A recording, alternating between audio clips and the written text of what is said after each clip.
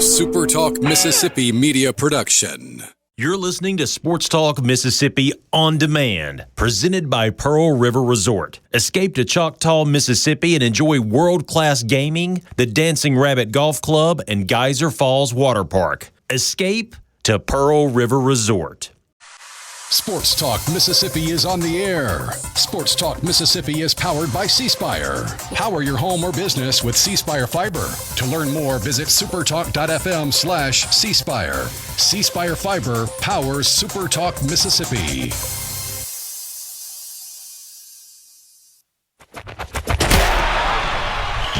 To the junction, in the Grove, and to the top.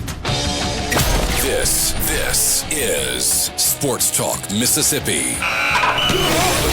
On your radio and in the game, right here on Super Talk Mississippi.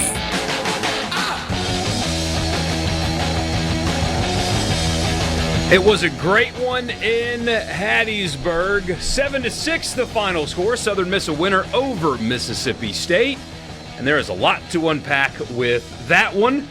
Ole Miss also played last night, got a comfortable win over Memphis. Ole Miss basketball lost in overtime to Vanderbilt, and the officiating was talked about. And no, that is not why Ole Miss lost. We don't do that on this show. They lost because they've lost 11 of 12. However, we will do that on this show when there's a ball that's like clearly a ball. We will do that then. Right, but when it comes to the team that has lost 8 of its last 9. Yeah, they lost because they're a team that is not good enough to win games late. However, my goodness, the review situation was bizarre in Oxford last night. So we will talk about all that and more with you. I'm Michael Borkey. He's Brian Hadad on this Wednesday. So glad that you guys are here. I have to take all of your word about what happened in Ole Miss basketball. Why didn't you watch the Ole Miss basketball game last night, Hadad? How dare you? Considering I didn't watch the Mississippi State basketball game last night, which we will not, we will not speak of. Hadad, there was hundreds in attendance in the pavilion. They missed out on me. Anyway, we are here in the Pearl River Resort studios, pearlriverresort.com, where it's not too late. It's not too late to get down there to the sports book and place a bet on whatever the spread's going to be for Mississippi State, Georgia. Just give the points. You will walk out a winner at Pearl River Resort, but you always walk out a winner at Pearl River Resort. C Spire text line open to you at 601-879-4395. Ready for your winning strategy? Here it is. Join C Spire. All the technology and support you need to succeed at work, at home, and everywhere else. Visit cspire.com today. C Spire, inspired by you. All right, let's get into it. Over 5,000, I believe, was the reported crowd in Hattiesburg last night. An excellent crowd on a Tuesday night. Weather was beautiful, but you just don't get environments, especially on the midweek, like you got in Hattiesburg last night. It's been like that way for years and years with Southern Miss and Southern Miss baseball fans, but the team earned the environment that they received last night, and then the team delivered on their fans showing up in ways that they do all the time, of course, but the atmosphere was great. Team got a big one on top of it. Really good performance from Southern Mississippi. The game, in some ways, went the way I thought it would, in that I said yesterday, whoever scores first might have a big opportunity here. And USM did that, took advantage of a couple of mistakes, and then a home run that may or may not have landed. That ball might be in the Crescent City Grill parking lot. Look out in Laurel. That ball was launched. On the score book, it's 450 feet. Yeah, well, in real life, it might have been 6 miles. So 3-0 USM goes out to 5-0, State with a terrible error that cost them. I mean, it's the difference in the game where Woodson just can't handle a simple pop-up that's going to get you out of the inning. 5-0. Give State credit. They found a way to come back. They grab a lead 6-5. But then again, a couple of defensive lapses. I said that I thought if State could get to over 6 runs, they'd have a good chance to win. I could not have counted on 3 unearned runs from the Bulldogs with the wild pitches and the defensive lapses. But USM, I'm going to ask Mark Etheridge about this later. He was at the game last night from D1 Baseball. And simple as this. If we did the poll based solely off of what you've done this season, USM would be the number 1 team in the nation. Who has more quality wins in Southern Mississippi. They're number one in RPI. They're number one in strength of schedule. They've beaten 2 SEC teams. They've beaten Oregon State, who was a top 15 team at the time. They took 2 out of 3 from a really good Santa Barbara team. They sweep Louisiana Tech, who will be a factor down the road in their own home ballpark. Who's been better than the Golden Eagles to this point in the season? A really, really impressive win for them. For State, 2 losses in a row. They'll have to regroup this weekend with a team coming in, Lipscomb. We talked about get right for Ole Miss yesterday. State will get a little bit of that this weekend as well. And they've got to find a way to, they can't lose again, basically. They need to be 15-2 a week from today when they get ready to start SEC play going up to Arkansas. Yeah. Brian in the Delta says there could not have been a better setting or atmosphere for college baseball anywhere in the nation last night. Full moon, weather was perfect, and the Pete, especially the Roost in the 16-ounce lounge, was rocking. Great win by Southern Miss. Go Eagles. A quick look at the box score. As you mentioned, Southern Miss jumps all over Mississippi State. 5-0 after 4 in this game, and then State came roaring back, cut it to 5-2 in the 5th, then was it a Stallman single, cut the lead to 5-3, and then Stallman again, a 2 RBI single to cut the lead entirely, and then Mississippi State after a Ryder Woodson single. All of that in the 7th came with 2 outs, right? All of State's runs came with 2 outs. To take the lead 6-5 in the top of the 7th, and then the bottom of the 7th came. And hey, Dad, help me out. Who was pitching for Mississippi State? Was that? With the wild pitches? Was it Maddox? Maddox Miller. Maddox Miller. Yeah. Gets 2 strike threes to end the inning. But ball gets past the catcher, and I assume we're going to talk about that here coming up in a little bit. Yeah. Southern Miss scores a couple of runs. They slam the door, and they win the game. 1, 2, 3, 4, 5, 6, 7, 8, 9 pitchers for Southern Miss. As we talked about going into it, they were going to do that. They have the depth said he was going to do that. Ostrander told us on Monday he's going to treat it as a bullpen game and get as many guys out there as he could. He did exactly that. But to his credit and to the teams that Southern Miss is going to play down the road's trouble, the number of quality arms in that Golden Eagle bullpen is large. They have got guys who throw strikes, who get swing and miss. They're just they just have that kind of depth they haven't had in years past. That's what's cost them in the postseason, right? They get to the super regionals and they're just running out of gas there. I don't think this team will run out of gas. Yeah, and especially when one of the guys we're talking about is Sibley. He gave up 3 runs, just a couple of hits though, but 3 runs attributed to him. That's not a guy that, of all the guys to give up runs, it's the guy that you might feel the most confident in that bullpen. So it just shows the depth that they've got. What are they, 10, 12 deep out of the bullpen? It's nuts. If not a little deeper, yeah, that for sure. And so this win for Southern Miss means a ton. As we've talked about, it's just reality. The Sun Belt is a good baseball conference, but the opportunities to get wins like this don't exist in the Sun Belt in the same way they do in the SEC. But look at what Southern Miss has done. You said it. They're 11-1. Their one loss is the season opener to a possible number 1 overall pick in the draft. You've got 2 wins over a quality Santa Barbara club. You beat Oregon State. You beat Baylor, who turned around and beat Ole Miss a week later. In Round Rock. You have that midweek win over Alabama where you run-ruled them. Those 3 road wins at Louisiana Tech are going to carry a lot of weight. You have a run rule in there, too. There's a run rule in there. You beat Mississippi State, who's going to have a top 10-ish RPI somewhere in there come season's end. And then you got another opportunity with Ole Miss coming to your place next week. The schedule, the resume that they have built entering conference play, you said it, but it just bears repeating. They've done everything they can do. Done everything they can do. There's not. And here's the thing: with the injuries that Coastal Carolina has, there's a real opportunity for Southern Miss here to dominate the Sun Belt and win that going away, and not only be a host, but talk about putting yourself in position to host a super, to be a top 8 seed the way they're playing. That's what they've done in the non-conference. They have given themselves an opportunity to. Look, you got to take care of business, right? You got to turn around and play Nichols tonight. Mm-hmm. Didn't Nichols beat somebody last night? Did they recently? Beat Vandy? I'll have to double check. Vandy lost to Central Arkansas. But you got to take care of business with North Alabama. It's a team that you're better than. Yes, and you've got to beat them. But if they are able to do what you expect them to do, You're exactly right. They have done in the non-conference enough to make conference play be not playing for a host, but playing for a national seed. Playing for a top 8 seed, yeah. They're just playing good baseball right now. As long as they continue to do that, and with this kind of pitching depth, they're going to be able to do that. So this is just a really, really good college baseball team. Yeah. I mean, simply put, there's just no getting around that fact. And you don't want to get ahead of yourself. Right. But when you look at, Southern Miss has been good for how long? They're always good. Right. But this team is this team different? And if so, what makes them different? It looks on the surface like they are, just because of the depth that they have. They just have not had this many quality guys. I mean, Christian Ostrander, great pitching coach, and it's showing right now. He's got the staff in place that he needs to be a real success, to be a real threat when we talk about postseason play.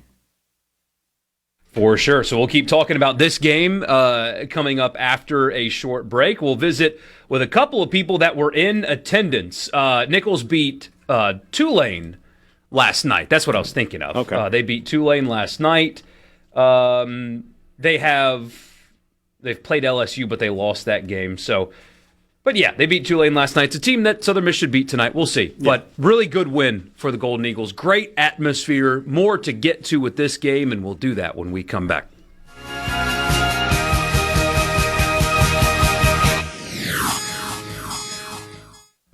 And the traffic will be. Come on. SuperTalk Mississippi. Check this out. Are you ready? Yeah! Sports Talk Mississippi.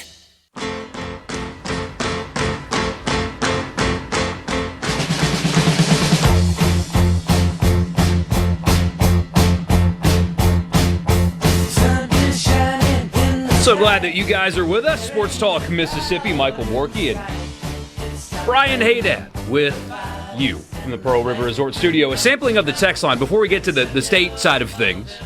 Read some of your messages and talk about particularly the catcher position. We'll get to that coming up here in a second. Somebody says USM's first 4 pitchers were freshmen. Unreal depth in the pitching department. And the thing is, sometimes you throw midweek arms or you face midweek arms, and you'll see teams sometimes that have dudes that are throwing like 82 mile an hour fastballs and 68 mile an hour curveballs, and your team just can't hit them. That's not what Southern Miss put on the mound last night. It wasn't gimmicky. It wasn't. It's just midweek arms with bad stuff, and your team's just not used to it, and they're not really locked into it. It's one of those things where, like, the first time to the order, they have success, and then the second time it's like, it's time to tee off. Yeah, no, that's not the case with Southern Miss. They have, and that's something else that helped Southern Miss last night as well. There was no second time through the order. Every time through the order, you're seeing a new arm out there. Yeah. And so hitters couldn't come back and adjust and say, okay, he threw me this last time, so I'll be looking for it. There was a new guy out there every time. That's tough to beat. We'll get to more of this in a second because I do think it's a longer conversation. But here is this text. Most Little Leaguers could have caught that routine pop fly. Absolutely ridiculous. Might need to get back to the basics in Starkville. Here's another one. JW, the player of the game to me, came in with bases loaded and got 3 outs. Go Eagles. If Southern Miss was in the SEC, this is from Dave, with what they've done so far, they would be number 1. Well, I mean, it goes back to preseason polls, right? Mm-hmm. I mean, I just don't know. Because UCLA, they've lost 2 games, but they haven't moved. LSU's lost a game at 2 games and hasn't moved. So I don't know if that's true or not. But if we, like I said earlier, if we just did polls, I'm going to ask Mark about this. If we just did polls based off of what you've done to this point, there's no doubt Southern Miss has been the most impressive team in the country. Yeah, and they are in the top 10 now. So they are getting. And they're going up. They're going up. They're going. I mean. Win 3 this weekend, and I mean, you've already seen LSU has lost a game. Obviously, Mississippi State has lost a game. If Southern Miss has another 4-0 week, or they play in the night, right? So 5-0 week.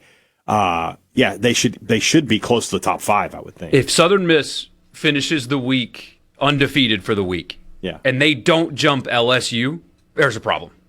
Yeah, because LSU has not been impressive to this point. Right. Well, I know it's LSU; they got great players, all that. But to this point, they haven't been great. They have not been impressive at all. Somebody says, so 32 scholarships are paying off for Southern Miss. Everyone is a starter. No kidding. Rob says State's first 3 runs came after a down-the-gut strike 3 to end the inning. That was called a ball, but they are a darn good team. That is for sure. And that, again, last night, I haven't seen much of this, and I don't operate in those circles as much, but I really didn't see a whole lot of, oh, well, overrated, boo, whatever. I feel like there was the proper reaction for the most part. You got a few, people here and there. Of course. But I thought by and large the State fans didn't melt down, and the Southern Miss fans they treated it as it should, as it's just a good midweek win. Yeah. It's national championship game. And for State, it's not the end of the season. It's a good midweek win. It's a tough midweek loss. I feel like we all did good. Hey, let's take credit for that. We're trying to help y'all. Context was applied in this result between 2 in-state teams, and the result was largely accepted. It was fine. Jeremy McClain is the selection committee chair this year, somebody says. Yeah, but hey, he's got to recuse himself. Got him recuse himself, allegedly. It's about time, though, right? How many times have you, Southern Miss, not gotten a quote-unquote break when it comes to who you're paired up against in a regional or whatever, or who's your 2 seed, things like that? How many times have you not gotten a break? It's about time you get one. So if it means that it's because of Jeremy McClain being on the selection committee, do not care at all. Yeah, don't worry about it. Could not possibly care less. Good. Top of the 8th, Nunnally hits one deep. Was it going to be a home run? I couldn't tell from the TV angles if Hignan robbed it. He didn't rob it. But it was all the way to the wall. A little more breeze, and State has the lead there for sure. So we're scheduled to visit with Jason Baker, who was on the call last night, coming up here in just a little bit. What I think we'll do is we'll keep reading some messages here and then get to this conversation, because I do think it's an important one. But somebody said, a State fan, told my buddy in October that the catcher was going to be an adventure this year. He told me they figured it out. Maybe they will, but it has not happened yet. 2 great teams, great game. That's from Rusty, no kidding. The thing to remember with the catcher position for State, if we want to start talking about that, is the guy who's pinned in to be the starter is injured, Kevin Malewski. Now, he had a rough couple games at the plate, but O'Connor talked about him last night. He hasn't even had a batting practice in 10 days. So he is a much better defensive catcher than Raymond or James is. So when he gets back into the lineup, my guess is some of these issues will shore themselves up. But James had a problem, Saturday night or Sunday night with the wild pitch. That scored a run for UCLA. And then you have Raymond doing the same. So when you've got pitchers who've got those kind of filthy sliders and breaking balls that can get into the dirt, that's something you got to be better at. Yeah, somebody says something that I've seen that State needs to work on this season is to be able to finish games. They're struggling to be able to finish games regardless if it's weekend or midweek. Midweek games they're pitching. It's got to step up and close out when they're ahead. Both of State's losses are more, I would say, State loss than the other team won. And don't take that the wrong way, Southern Miss fans, but you can't argue with me when you're talking about a drop, pop, fly, and 2 wild pitches on strike 3 that would have gotten you out of innings. You can't argue with that. State has beaten itself a couple of times already this year. So he says, Borkey on the To the Top train. Buddy, I am on it. I am on it. How can you watch this team play and not be on the train? How can you watch this team the way they've played? They dominate Alabama, who's a good team. They dominated that weekend out in Texas. They took 2 out of 3. Their one loss this year was to the guy who might be a top 5 pick on the mound for Santa Barbara. I mean, this is a really, really good baseball team. They've got depth. They've got experience. They make the timely hit. They make the right play at the right time. But that kind of pitching depth, we talk about in football, defense will travel. Basketball is kind of the same thing. Pitching travels, man. Pitching and defense is what gets you to Omaha. Especially when you have to go to a regional, which I don't like that in regionals and in the first bracket in Omaha, you change the way the teams are constructed on the weekends, but that will play in Southern Miss's favor. if you have to go to a Game 4, that will absolutely play in Southern Miss's favor because of the aforementioned pitching depth. Yes, 100%. If Southern Miss has a problem where they lose a game in a regional, they're not.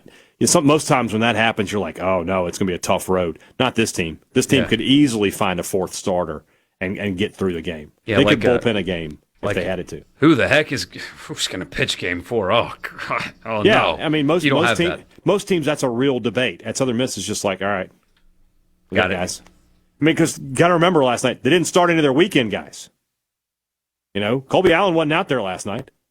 So, I mean, that guy's still out there. So Jeff, a Southern Miss fan, says nothing would say Southern Miss like if they lost tonight against Nicholls State after getting the win last night. Well, let's not, don't manifest bad things. What are we thinking here, Jeff? Yeah. I know all sports fans are scarred, but if pitching and defense get you there, the best team won last night. Nobody's arguing that, Dave. This is what you're trying to do. This thing, you're trying to do that thing where you're trying to make it like we're talking down. We're not. Southern Miss played a great game last night. They won. They're playing like the best team in the country. Nobody is talking down about Southern Miss. You gotta let that syndrome go. Somebody says every time you look up, you see somebody in yellow and black doing the right thing on the diamond. They are so well coached. That is culture, and it transcends coaches. It's three different coaches now. Yeah, I mean, it's just a good program. Yeah. It's just a good, solid, well-built program, and it's not going anywhere. No, it is certainly not going anywhere. Somebody says they will run rule tonight. I would bet on that being more likely than a loss. A lot more likely, yeah. So, good stuff there. Really active text line. Appreciate you guys being here. And we'll continue talking about this game when we come back with the guy that was on the call last night. We will do that, and then we'll transition into the conversation from the stateside. They're not wild pitches. They were pass balls on strike three that could have, as we know now, ended the game. And then a dropped fly ball that led to a run, and that run was the difference in the game also. So what was up with that, and what needs to change? We will do that after we go to the Farm Bureau guest line, though. Jason Baker will join us when we come back.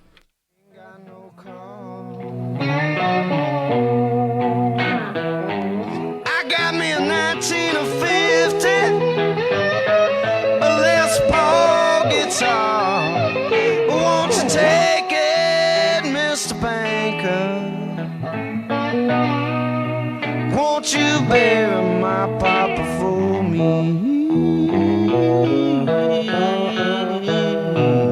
Yeah.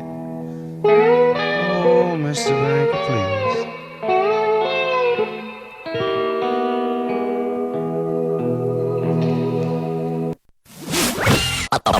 Let the broadcasting of the disturbed continue. Sports Talk Mississippi. Super Talk Mississippi.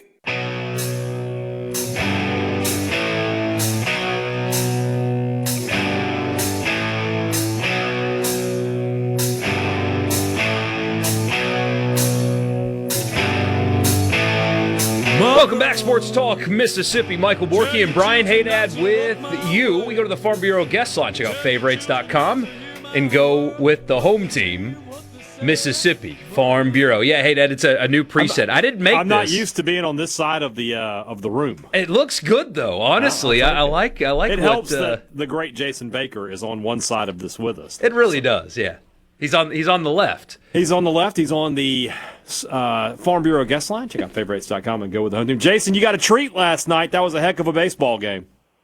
It was, man, to get one like that this early in the year with sort of the implications, right, that were involved in it, and two in-state teams that we've seen play before, but just seemed like last night was just one of those moments where both teams just throwing haymakers, man. They I think they knew the moment, and for State, I mean, their second consecutive battle with a top 10 opponent, that says enough right there for what Mississippi State was bringing into Pete Taylor Park, and then for Southern Miss, it's a team that's off to a great start, and so yeah, man, it was quite a scene in here.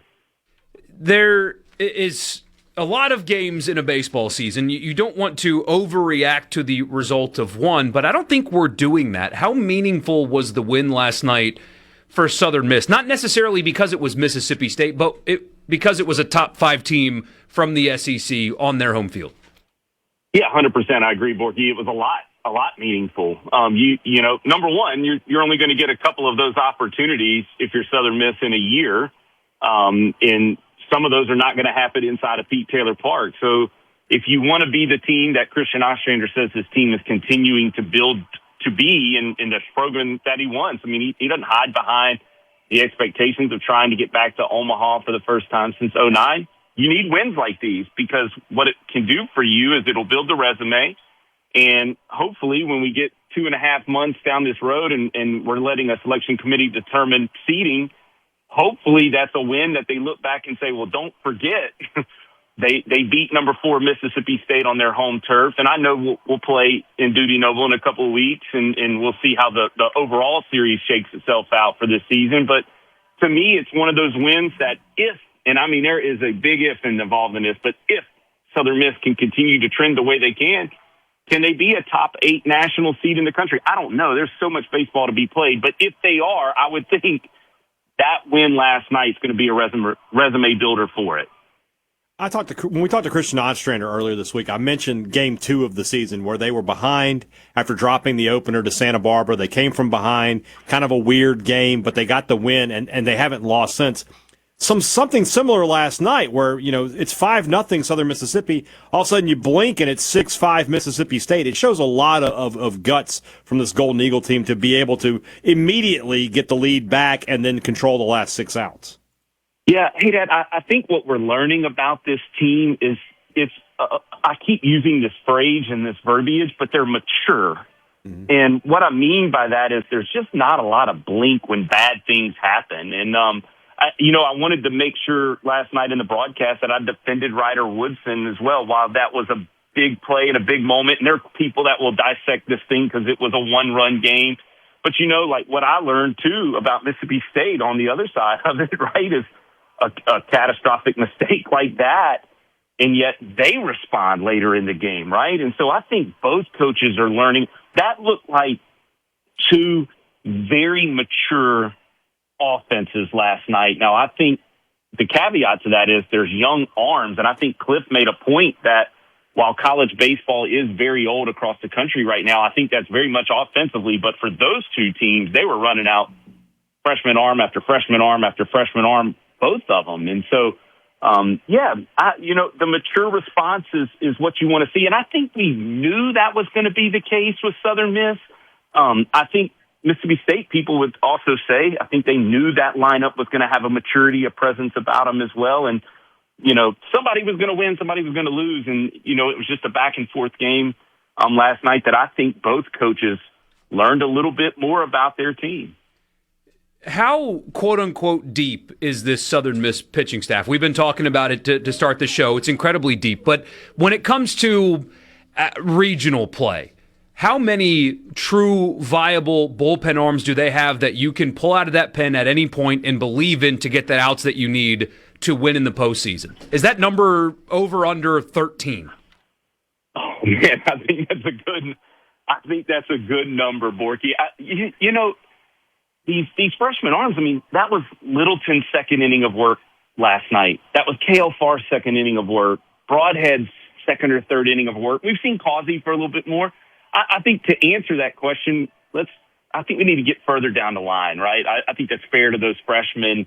Now, y'all saw it, and I think metrically and analytically, the stuff is there. They are more than capable, at least from a stuff standpoint.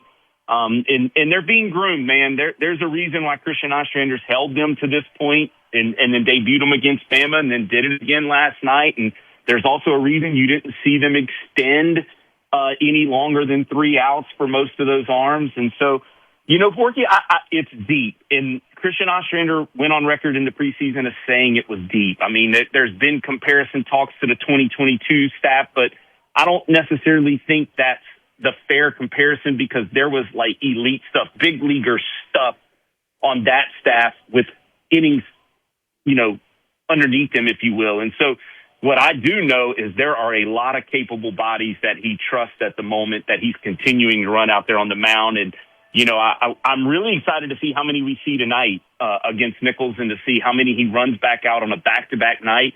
And then to see how do they hold up. Is the stuff the same? Does it look the same? Does it ride the same? Does it spin the same? And that'll teach you something, too, for how many of those guys are going to pitch, in a regional play. Because as you guys know, that's where you really get stretched.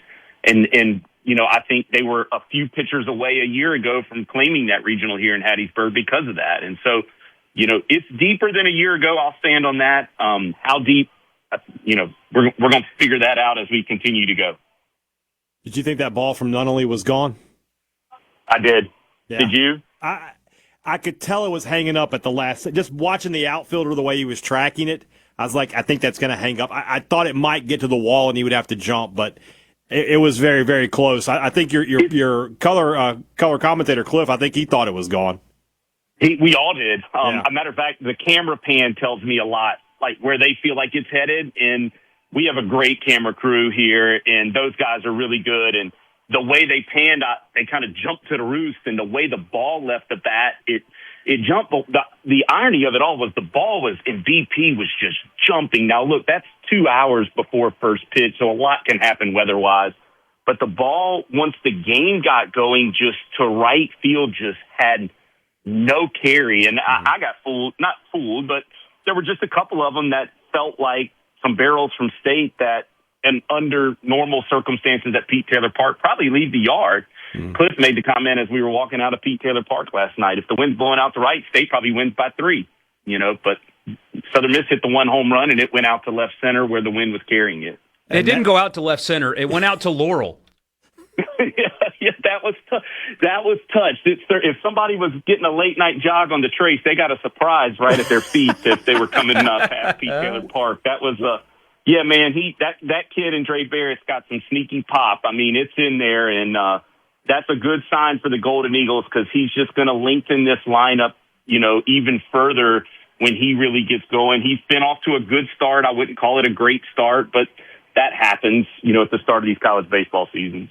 Where does that home run rank for you in terms of the big bombs you've seen at Pete Taylor? It's top 5. A guy named Matt Kootenai has the all-time one that I remember. He hit it 486 off Tanner Hall, a changeup. I've never seen a ball outside of Shohei Ohtani with my own eyes hit a ball that far, and Matt Kootenai just absolutely. I can tell you, it was 8th inning changeup, 3-2 count, and he hit a 3-2 changeup, 486 feet. It was astonishing. Hey, Dad, unbelievable. Got about a minute left, Jason. When we talk about this Southern Miss team, we all know that Coastal Carolina, they've got some injury issues that are going to hurt them. It feels like everything's in place for the Southern Miss team to, as you said, not only be in the hosting discussion, but to be in the national seed discussion. How quick of a start can they get off to in conference play? Well, they're going to get tested week 1. Mike Silva, who was coaching at Nichols 2 years ago, is a mastermind. Matter of fact, one of our coaches, Lad Rhodes, was on his staff at Nichols, and he has Arkansas State rolling, and I mean rolling.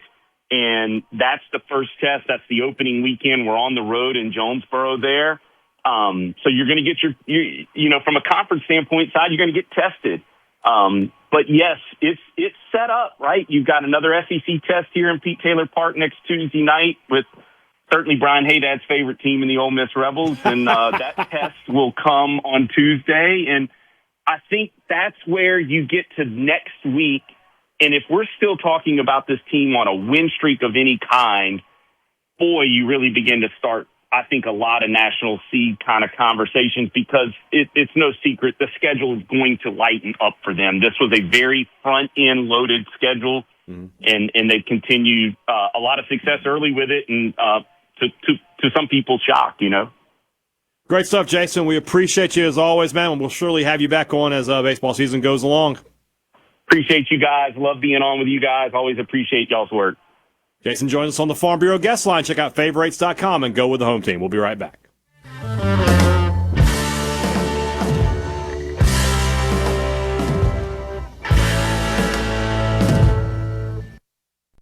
Here we go. Sports Talk Mississippi. Here's more. Super Talk Mississippi.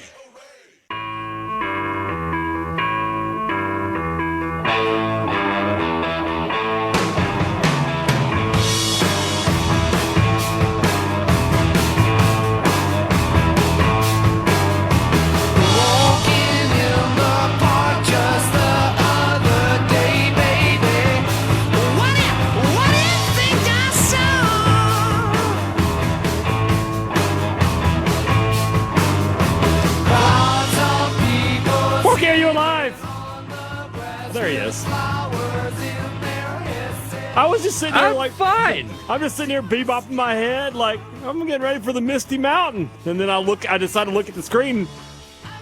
There's nobody there. You know, I'm glad I looked. You know, nature called. Okay. Hey. Nature called. Nobody needs to know all those details. And I answered the call in time.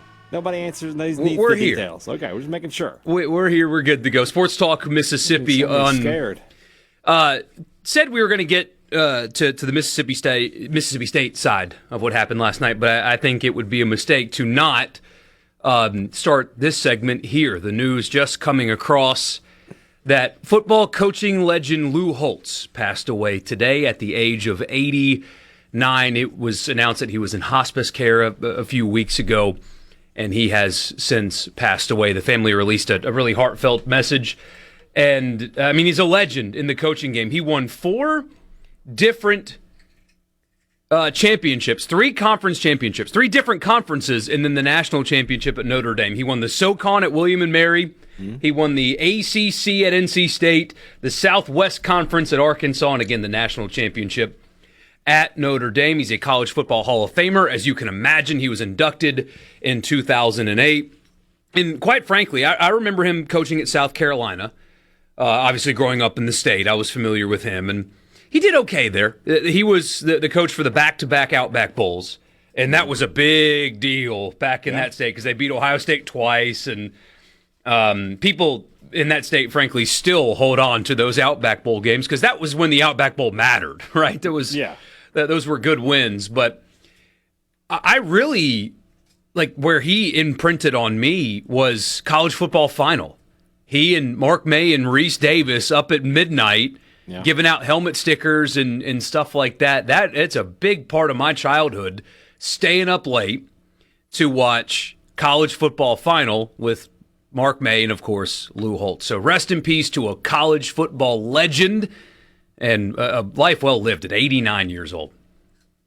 I say this a lot, but like if you had told me in 1988, you told 13-year-old Brian Hadad, I guess I would have been 12 now that I think about it, that was the last time Notre Dame was going to win the national championship. Crazy. I never, ever, ever, ever would have believed you. But Lou Holtz, he's that's what he's had. Great coach, better character to the game, and a life well lived. So yes, rest in peace to a legend of college football. We're losing them too quickly now. And I don't know if this is a larger conversation or not. I think college football is losing characters. Oh yeah, I mean everybody's so buttoned up. Coach, honestly, Kiffin's like the only one. He's the only one, and all of his character is on Twitter. Yeah. In real life, he's boring as all get out, but on Twitter, he's great. A character in a bad way. Like, he doesn't make people laugh. He makes people angry. And when they do laugh, it's like, wow, what a joke, as opposed to, oh, man, love Kiff. Right. So. But, yeah, I mean, Spurrier's not really in the game anymore. Now, he still fires off a quote every now and then, but that's really, yeah. I mean, he's not visible. Spurrier. Yeah. I mean, who would be a Corso's character? not visible anymore. He's done with college game day. Signetti as a character. He can be. Yeah. Signetti, because he makes little comments and he knows how to get a laugh. So Signetti is definitely one. But I mean, think about like the top coaches, right? Day. No. Kirby Smart Kirby Smart, Sarkisian, DeBoring, you mean? Nailed it. Absolutely nailed it. Heupel's not, Pittman was a character, but, didn't win enough to stick around. Venables, boring. Lincoln Riley is boring. It's like, you said it, though. It's like Dillingham has a little character to him. He does. Yeah. And college football media is missing a character. Like, Saban's good on television. He's good, but he's not Lou Holtz. He's not Corso. He doesn't have whatever you want to call what they had, and that guy is missing in college football media right now. Gruden, there's a reason why I talked about Gruden being on game day so much. I think Gruden would be awesome for college football, like the media space, but he's an NFL guy, and he'll stay that way. Yeah. We're missing guys like Mike that. Gundy was a character. He had, but again, he was one like he wasn't great with the one-liners or anything. He's most famous for a couple of really ill-timed rants. Yeah, like there's just not that guy anymore. Yeah. So rest in peace, Lou Holtz, College Football Hall of Famer, national champion, and a really fun guy in the media. March 4th, 2026 is when he passed. He was born January 6th in 1937. Rest in peace to a legend. After the news, we will get to the Mississippi State side of what happened in Hattiesburg last night. Sports Talk Mississippi, Pearl River Resort Studio. We'll be back.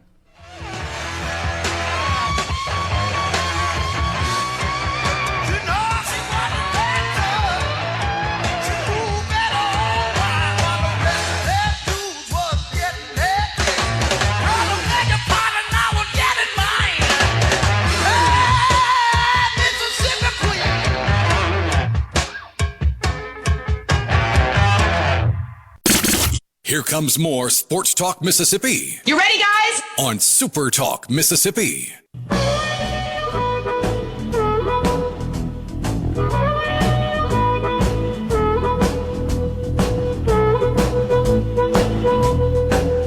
Sports Talk Mississippi back with you here on a Wednesday. Still recapping everything that happened in Hattiesburg last night in that top 10 matchup between Southern Mississippi and Mississippi State. We'll be joined in about just under 15 minutes by Mark Etheridge of D1 Baseball, who was at Pete Taylor Park last night to tell us a little bit more about the game and his thoughts on those two teams. What's Up on Sports Talk Mississippi is brought to you by Ag Up. Own the John Deere compact tractor you've always wanted, now with 0% financing at Ag Up. Whether you're trading in, upgrading your land, or you're a new landowner needing equipment, like Borkey is for the stately Borkey estate that's going to become. By the way, now that Richard's gone, I'm moving all the rich guy humor over to you. Okay, but it does not land at all. It doesn't matter. Ole Miss guy, you got money somewhere. That's how I'm going to look at it. Yeah, in debt. Well, that's irrelevant. That's where my money irrelevant. Is. My money is owed. Yes. Your Downs home team will get you the right machine at the right price. Now with 0% financing on all 1 through 4 series machines. Stop by your local Ag Up or visit them at agup.com. Your down home dealer. Offer ends April 30th, 2026. Some restrictions apply. See dealer for details. You're going to Ag Up tomorrow, right? Yes, and we'll I would like to point out again that you were going to take this read. No, so you will do the read, and I will provide the context. The only reason why you're not invited is because we're going to the facility here in town. Oh, yeah, I don't have a car or anything. I know, but it's just... I think what it is they didn't want to buy me lunch. Probably. They were like, oh, we got to buy Hadad lunch if we do that. Probably. That's a losing proposition. We lose money on that deal because he's a big fatty. I get it. But no, we're excited about that and excited to learn more about what our partners at Ag Up do, and especially because our audience, a lot of you are out there working on your farm right now. We haven't asked for farm pictures in a while. That'll be something that we do that a lot during the summer, but we know you're out there. We know you are out there. So looking forward to that. All right. Southern Miss gets a big win. Really good team. 2 really good teams last night, I think. Mississippi State, though, 3, they're not scored as errors, but 3 lapses defensively. Right. Probably the difference the difference in winning and losing that game. Let's start with the catcher position. Those are, you don't want to use the phrase inexcusable because it's a human being. Human beings make mistakes. It does happen. Those are tough pitches to handle, but at the same time, you've got to get them. At least one of them, and they changes the game in that situation. And as I mentioned, State starting catcher Kevin Milewski still out with injury. Defensively, he's very, very good. I don't, I can't say with certainty. Yeah, if he's back there, they block those pitches, right? Yeah, they're tough pitches. But yeah, those are the kind of mistakes that, as you can see, cost you games. You drop a pop fly on the infield.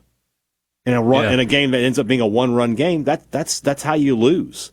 Also, they had some walks last night. You go back to the UCLA game, 6 hit batters in that game. State is just, in these last 2 games, you've seen a lot of self-inflicted wounds from the Bulldogs. And, when they play clean, they're just about unbeatable, right? They hit the ball. They got great pitching. They've played really good defense this year. I mean, even with only the one error last night, they're still one of the top defensive teams in the conference.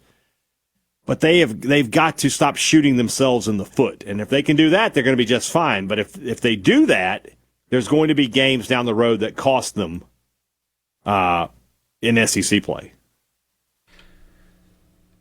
And it's cost them, as you said last night. And you have to react to stuff like this in context. It's baseball, and also the two losses are one-run losses to the number one team in the country and a top 10 team in the country on the road. Mm-hmm. It's not like you're losing to Northeastern or anything like that. I mean, it's totally fine to lose these games. The manner in which they lose them, how concerning from a scale of 1 to 10 is the manner in which they have lost these games to you? It's concerning. It's concerning. I don't know if I'll put a number on it, but it's like a 4. Well, like you underline it, and it's like, yeah, that's a thing. But the team's really good. The main thing I take away from this is that I trust O'Connor and his coaching staff to fix the issues. I trust them to fix the issues. And again, when they play clean, they're just so good. And even when they don't play, look, State, you can say State played a C-plus game against Southern Mississippi and against UCLA. In both games, they had the lead late in the game and a chance to win, and just didn't make those plays. So it's just not a huge level of concern for me. They're still going to win a lot more. They're still going to be one of the teams that ends up hosting at the end of the season. But it could be the difference between being the 6th seed and the 8th seed, or maybe if it doesn't go the way you want, you keep making mistakes. It could be the difference between being the 8th seed and the 10th seed. You got to clean all that up. To the text line, somebody says the pass balls are going to hurt this team in so many ways. Like last year, it's very concerning. They're losing multiple games again. The catching is horrible, just like last year. And another one, is it way too early to say that this is a classic O'Connor team? If they score, then they will win, no doubt, but bullpen issues arise, and it's over for them. I don't know enough about his career at Virginia to tell you what a classic O'Connor team is. I mean, it's a guy who's the College World Series a lot. I mean, a guy's been to multiple College World Series and won a national title at a program that was nothing before he got there. So I don't know exactly what you mean by a classic O'Connor team. I mean, if all you asked was, is this a classic O'Connor team, ? I would think you were being positive. Right. You know what I mean? It's like I would take that way. Yeah, I mean, again, the context is 1-run losses, the number one team in the country on the road against the top 10 team in the country. And I thought the reaction was pretty tame last night, but you operate in different circles than I do. Was there any irrationality, or is our text line a little bit?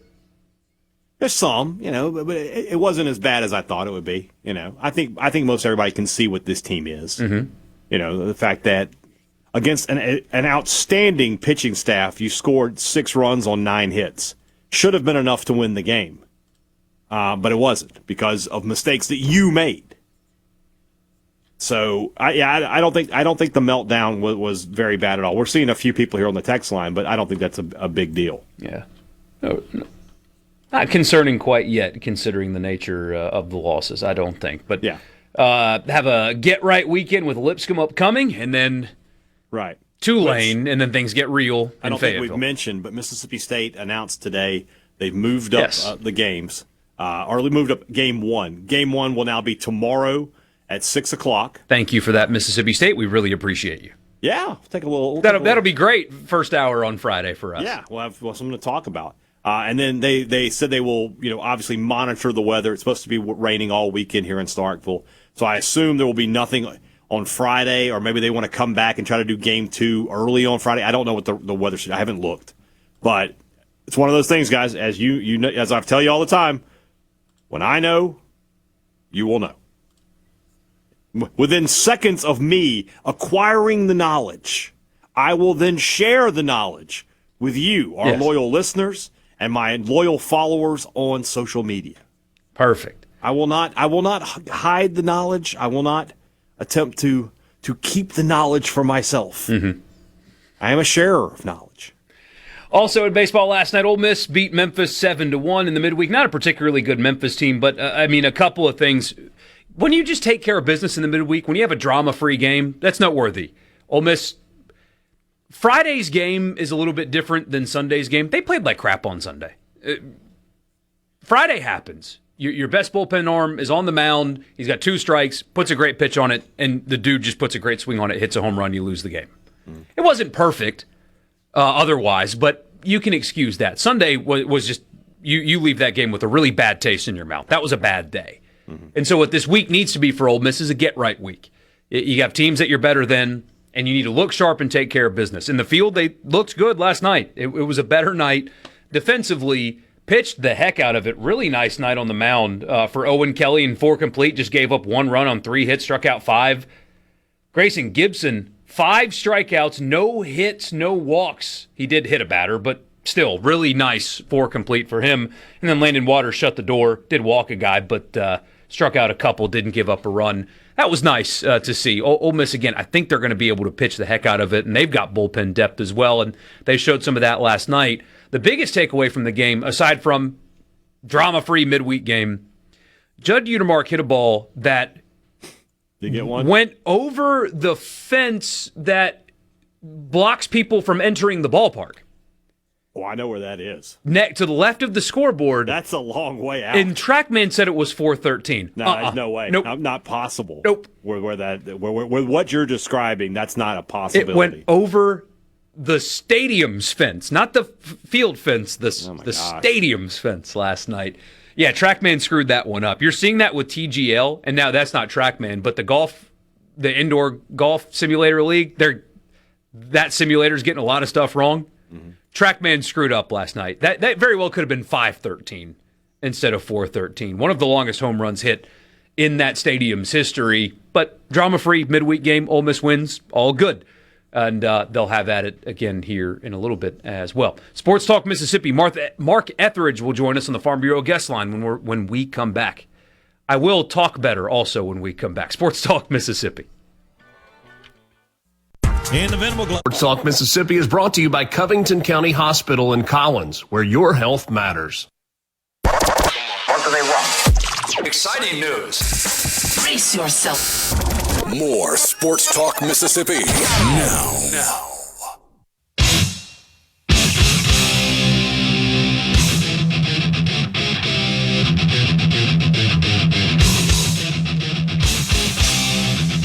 We go now to the Farm Bureau guest line. Check out favorites.com and go with the home team, Mississippi Farm Bureau. Always appreciate his time, and his time last night was spent in Hattiesburg. Mark Etheridge, D1Baseball.com, and wash, rinse, repeat. Midweek game, SEC team coming to town. Now, it wasn't a run rule last night, Mark, but Southern Miss yet again prevails over this time a top 5 SEC team in Hattiesburg. What did you see last night? Well, it lived up to billing. You had 2 top 10 teams. It wasn't the prettiest game. There were a lot of mistakes made, but it was played with a lot of passion, a lot of energy. It felt like there were stakes, and those are the best games, when it really feels like it matters to not just the players on the field, to the people in the stands. Baseball doesn't get enough of that because the season's so long, and last night it really had some teeth to it. What I really liked about Southern Miss is they jumped out early, and Mississippi State made a run, and you kind of felt like they might. But Southern Miss was able to come back and put the pressure on and keep it on, and then close it out. And I feel like there have been years over the past where Southern Miss wouldn't be able to withstand that from a really talented team like a Mississippi State is, and they were able to do it. So that I kind of come out of this. I don't feel any worse about Mississippi State. I feel like this was something they need to do. They need to go into a raucous environment on the road and experience that before conference play starts, because they're certainly going to get it in Arkansas in a couple of weeks, and they were able to get that, and I think they'll grow from it. I feel like it was really ended up being something that both teams can get something out of. Mark, I said this earlier in the show. I wanted to get your thoughts on it. But if we did polls just based off of what's happened in the season, I think Southern Miss would be the number one team in the nation. Has anybody had a more impressive 3 weeks than the Golden Eagles? Probably not.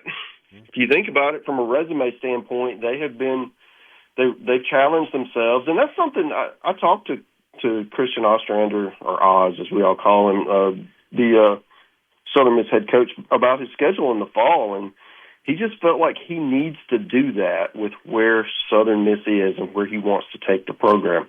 He needs to go out and challenge himself in pre-conference, and he certainly did that. I mean, bringing in Cal Santa Barbara and a top-of-the-first-round arm on opening day to face, playing all these games against Alabama and State and Ole Miss, and going to Louisiana Tech, which I think they're going to end up being a pretty good team when all is said and done.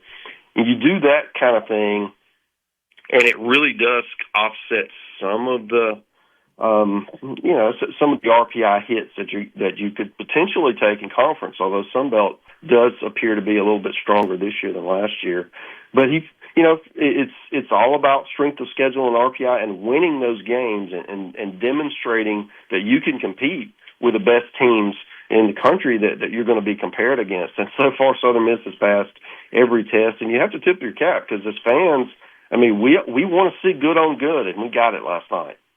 The other side of that, obviously, is Mississippi State. Now 2 losses in a row, but they're against 2 top 10 teams, the number one team in the nation, and a team that could very easily be in the top 5 when we reconvene next week. You said you didn't lose any faith in Mississippi State. Did you gain anything watching them this past week? Well, here's where I land on Mississippi State. They have played two classic games against 2 really good teams, 2 older veteran teams, especially positionally for both of those clubs, that are probably a little bit ahead of Mississippi State in just kind of gelling. Because Mississippi State's just got so many, got a new coaching staff, got new players, returning players are playing with new guys. It's just, they're kind of like everyone else in college baseball, except for teams like UCLA and Southern Miss that have so much experience. And I think you could see that, right? All the mistakes that Mississippi State made, that certainly contributed to the game, taking nothing away from Southern Miss. That certainly put the pressure on. But I do think that there's more in there when you look at where Mississippi State is right now. Because if you think about it, what some of the things when you're maybe uncomfortable or not used to playing with the guy next to you, you can be mistake prone. And I feel like the more you play, the better that gets. It's obvious the talent is there.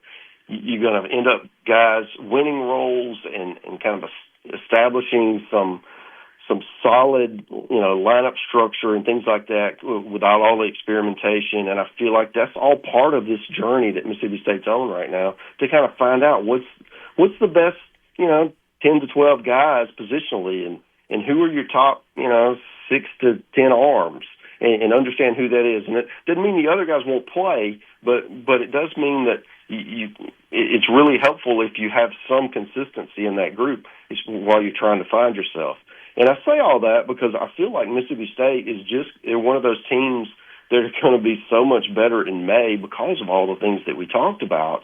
And if they can get there a little bit sooner, with all those great home series coming in, you're talking about Tennessee's coming in, and Vanderbilt and LSU and all Georgia, all those kind of clubs that are going to come through the dude, that could be just an incredible time for the fans there locally, just to see and watch this team grow and come together and become special. We all see the talent; it's there. They can play with anybody in the country. It's just a question of what's that going to look like.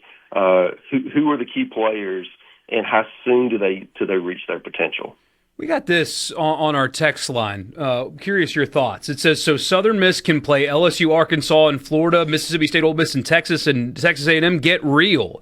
They can compete when they play those teams at home, maybe, but they can't come close to going on the road in the SEC and competing. I think Hadad and I both completely disagree with that statement. What would your response to that be, though? Well, certainly going on the road and playing all those challenging teams is a lot harder than what they're going to do in the Sun Belt. I certainly agree with that. I do think that this is the kind of club, and we saw. I mean, I was kind of dubious last year that Coastal Carolina, that they were going to be able to make a run through the postseason. They made it all the way to the finals. They had a veteran lineup. They had some high-end arms, and they were able to take advantage of their strengths and get hot at the right time and really come together. And I see some similarities with Southern Miss. Now, granted, that's too much to put on them 12 games into the year. But I do feel like a few mid-majors, there's probably, I just mentioned two of them, and there may be a couple more, can compete at the top level. But it is tough going in and having to do it week after week. It really tests your depth. And that's why one of the things that is so fascinating about the Southern Miss team is how deep their pitching staff is. You saw what they did last night. They threw 9 different pitchers. The most any pitcher recorded was 5 outs, right? It was just rolling through there.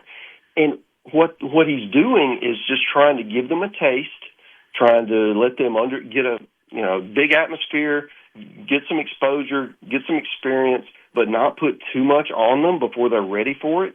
But guys, as the season goes on, those guys who gained experience are going to get better and better, and they're really talented.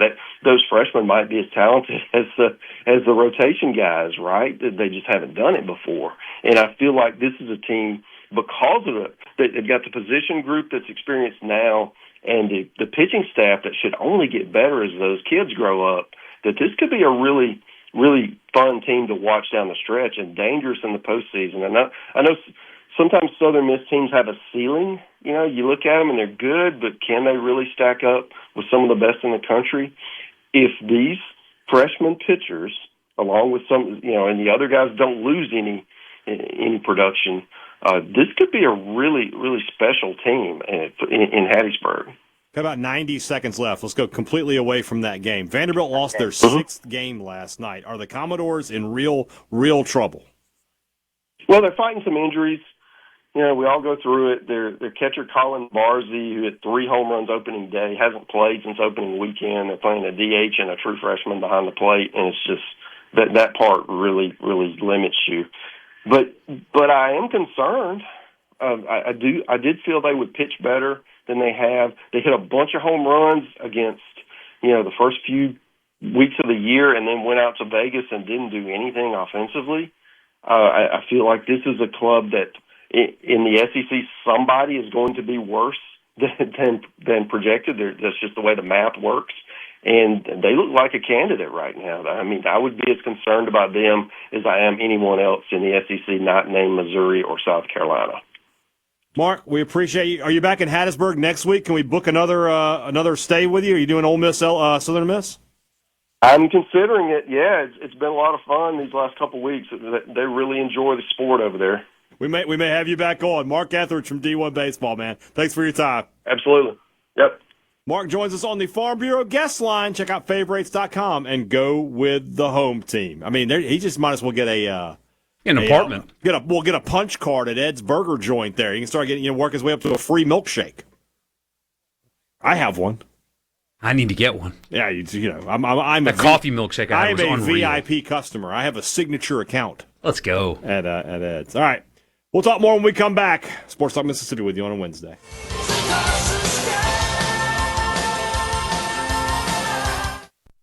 More Sports Talk Mississippi now.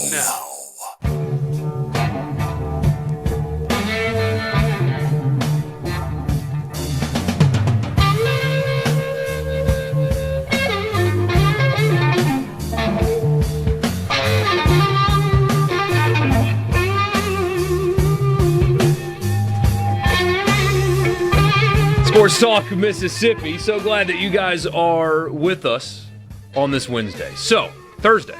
Wednesday. It's Wednesday. It's Wednesday. I wish it was Thursday. It is Wednesday. It is Wednesday.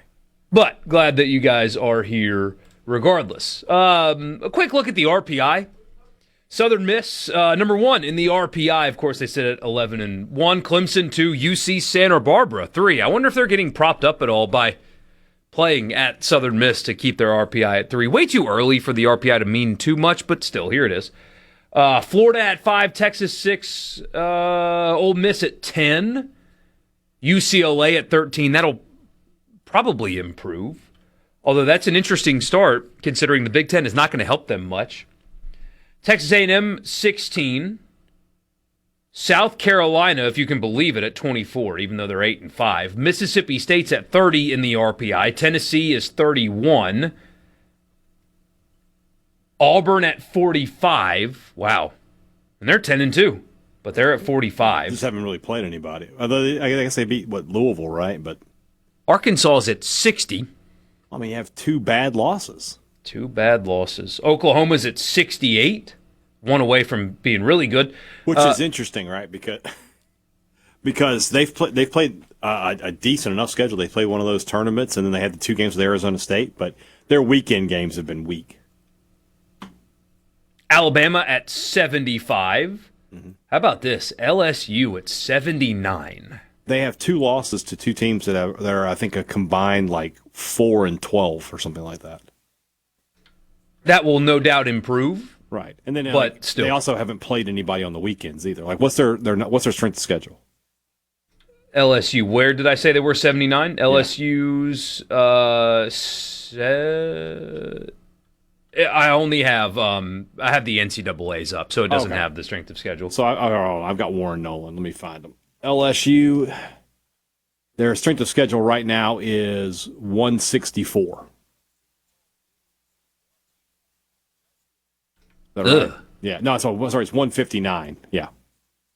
I mean, what is like Northeastern is 124 in the RPI, and who else did they lose to? Northwestern State. Is that right? Right. Yeah, they're 159 in the RPI. So they have 2 losses that will probably be sub 150 most of the year. Kentucky, by the way, I don't know if you were going to get to them or not.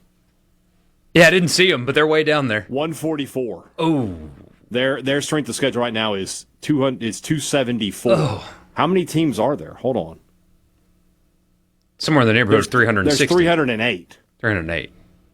Dead last is St. Peter's, by the way, in case you were wondering. So Kentucky has won 3 games against UNC Greensboro. They lost to Morehead State, who's 5-7 on the year. Their RPI is 225. Their 3 wins, by the way, over Greensboro. Greensboro is 187. They have 3.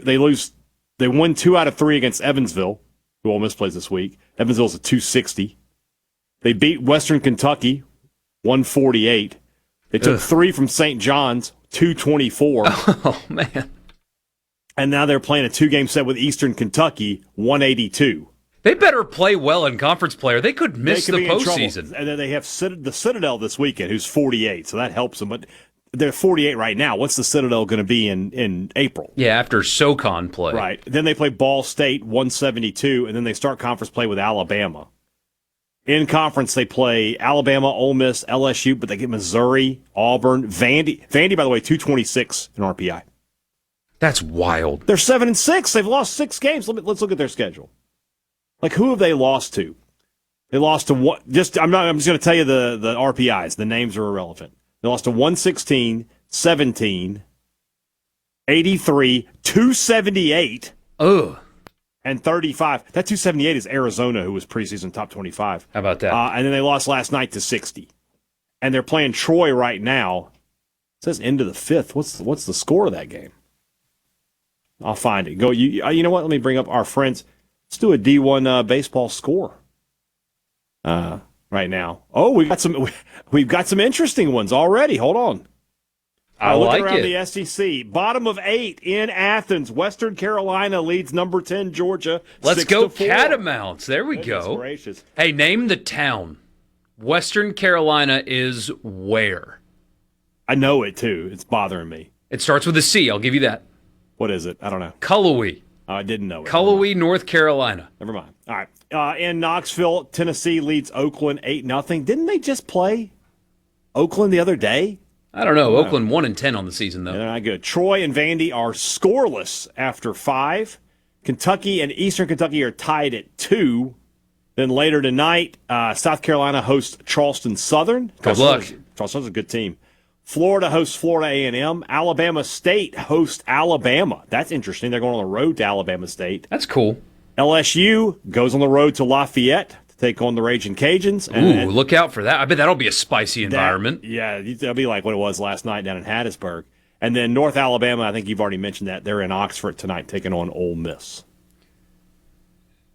Charleston Southern, my favorite fact, I say it every time they get brought up. Charleston Southern is in North Charleston. Well, yeah, Charleston Northern doesn't sound like a good Southern university. Like, who would send their kids to Charleston Northern? Yeah, you would think it's in West Virginia. Well, you think it was in Boston. Or Boston. Boston. In Charlestown. Yeah. You know? It's up there with Jeremy Renner, Robin Banks. There we go. So I thought this was a fake quote. Oh, no. I thought this was No 3 Sports. It's not. What do you got? It's not. Bruce Pearl was on the Dan Dockich show, which is called Don't At Me, which is, I'm sure, a lovely listen. And Bruce Pearl was asked about Steven and his Auburn Tigers being on the NCAA tournament bubble. Mm-hmm. Remember, Bruce Pearl gets platformed on ESPN to make arguments about tournament teams, and he has very recently gone to bat for Auburn about how Miami, even though they're undefeated, won again last night. 30-0 are the Miami of Ohio Redhawks, by the way. Mm-hmm. Quote from Bruce Pearl, "Am I rooting for my son to make the NCAA tournament? Of course I am. Did I help my son get the Auburn job? Nepotism? Of course I did." End quote from Bruce Pearl. Now, there you go. Two things. He told the truth. We all knew that that was the case, but he told the truth, and I appreciate people willing to tell the truth. Mm-hmm. Every dad would help their son if they can. Yes. That does not mean that Auburn has to give the son a 6-year contract. That's what I keep going back to. It's not that Pearl did the wrong thing. It's that Auburn did the wrong thing. John Cohen did the wrong thing. He went to bat for his kid. I would too. And I'm going to at every possible imaginable turn. Right now, if John Cohen offered James the Auburn job, you'd be like, I absolutely would hire him. That's the guy. He knows his stuff. Man, the uniform ideas would be spectacular, too. I can just hear James like, we're going to look like tigers. We're going to wear all stripes. Zombie tigers. Zombie tigers. Paint your body with stripes and everything. But yeah. It's chicken nugget night tonight in the jungle. We're going to have, everybody, first 100 fans through the door get a free 8-piece Dino Nuggets. Exactly. Yeah. God, the promotions would be really awesome. Yeah, we got to figure out a way pack of Pokemon cards for everybody. We got to figure out a way not to get Tyson Nuggets at Auburn. Speaking of, we'll talk about that. Yeah, we got to get something else there. But you see where I'm going. I think James would be great. Yeah, exactly. This is a I mean, we already knew this, but when Bruce Pearl says this out loud, this is a stunning indictment on John Cohen, though. Yeah. This is a stunning because remember the spin at the time was, no, this is the right guy. This is all that stuff is, did a national search and the best guy happened to be the offspring of our former coach. Yeah. If I was an Auburn booster or a season ticket holder, I would read this and I would be so embarrassed by that. If you're an Auburn booster right now, you're looking around, you're like, wait a minute, what are we doing? Like, we've had all these losing seasons in football. The one thing we had was basketball, and that's been taken away from us by this.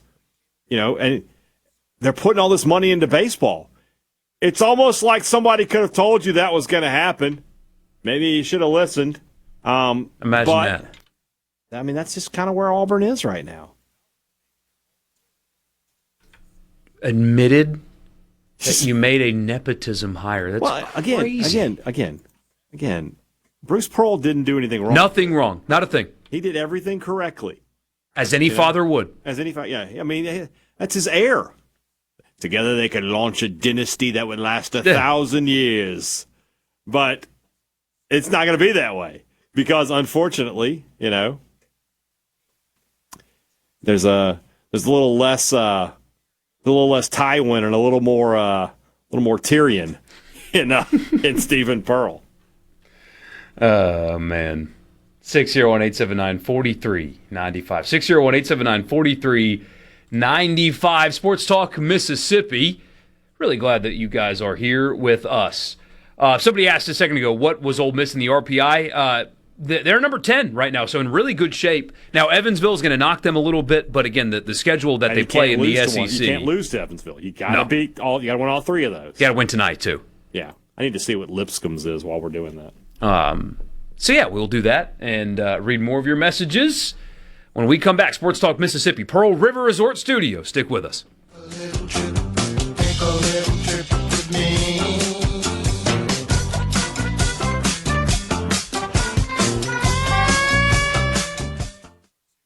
In the Venable Glass. It's time to get real. Real sports talk for Mississippi. It's time for you to get real with it. Sports Talk Mississippi continues on SuperTalk Mississippi.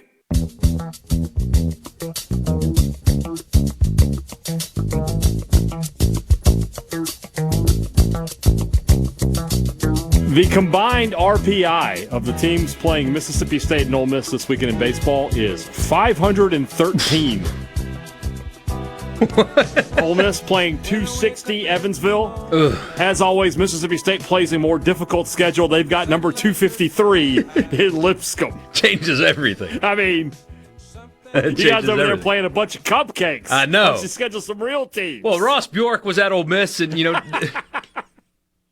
I still can't believe they did a no cupcakes theme at Ohio State. Before they played Grambling. The week before they played Grambling. I still can't believe that. But somebody says if an SEC team goes 20-10 in league play, they could play 500 ball in non-con and still get into the postseason. They certainly could, but... They could, but they would be on the road in somebody's regional. And also, do you think after going 500 in non-conference play, you're going 20-10? Exactly. Yeah, that's one of those things like, yeah, you're technically correct. You are technically correct. Which is the best kind of correct. But, I mean, at the same time, yeah, if a Mississippi State team that, they were going to play 17 non-conference games to start conference play. Yeah. You play, I guess, you play 30 conference and 26, so you go 13-13. So you're 33-23. You're a 2 seed in somebody else's. Even as the SEC champion, you're a 2 seed in somebody's regional. You're not hosting. It's a good question. I wish I had the answer. Maybe Hadad does. Normally, what does a team get to come to an SEC school to play baseball? I wish I knew. I don't know the answer. It's not a lot. It's not a lot. Like in football, for example, it varies based on school. The FCS teams get the numbers continuing to go up, but it's $500,000, $500K, $600K. Yeah. Sunbelt teams are getting over $1 million. So on and so forth. Obviously, in baseball, it's not that. Well, I think the midweek games are a few $1,000, right? Yeah, it's not a lot. In the past, some teams have asked for, hey, will you give us, a few dozen boxes of baseballs? Yeah, that has help us out there. Yeah, that has happened, 100%. I wish I knew that answer, though. It is not much, but it's something. I mean, Evansville and Lipscomb are getting paid to come in this weekend, but not a whole lot. Not a whole lot. A lot of these teams, Lipscomb isn't. Evansville might be because that's an Indiana school, right? But Lipscomb is in Tennessee. But a lot of these schools they're in the north, and it's just impossible to play at home right now. Yeah. And when does that end? Middle of March. Like maybe another week or two, you can at least get out on the field, I mean, if the north is... like the South is, I mean, they're probably enjoying a mild spring or mild winter. It's hot outside today. Went for a walk, I was sweating. It was hot today. I was legit, wiping my brow through my walk today. That groundhog ain't nothing. He was so far off. Well, it was just that groundhog. Remember we discussed that there were lots of groundhogs. There are lots of groundhogs. So it's just Punxsutawney Phil. He's a poser. Well, and we say that, though, didn't they get blasted with snow last week, like all around the Midwest and New York and stuff like that? What's that got to do with me? Nothing, but it's hot. Somebody had to deal with it, just not us. It's hot here. There has been a push, especially from the northern schools, to start the baseball season later. Yes. Kendall Rogers wrote about that, I believe, that they feel like there's some momentum for that, to start the season in March, basically. I really don't hate that idea. I know Major League Baseball doesn't want it. That's They really don't want it because they want to draft players and then immediately slap them into their, short season single A clubs. But if you want to continue to grow the sport nationally, doesn't that sound like the best avenue to take if you're going to do that? It does. When you've got schools that can't play home games for the first 2 months of the season, basically, if you wanted to keep growing, I mean, it makes sense. That makes sense. It makes sense. I don't know that they'll do it though, because the academic calendar being what it is, you don't want to. I forgot that was still a thing. It's still a thing, but I mean, you're talking about finishing this. I don't know when you finish the season. Do you cut out some non-conference games, or do you just finish? Does the College World Series just go down into July now? I don't know the answer. Sammy says teams should be paying state to play at the Dude. Oh heck no! If you're a Lipscomb and you've got Mississippi State on the schedule, we see these crowds. You guys better pay up if we're going to come here. Nah.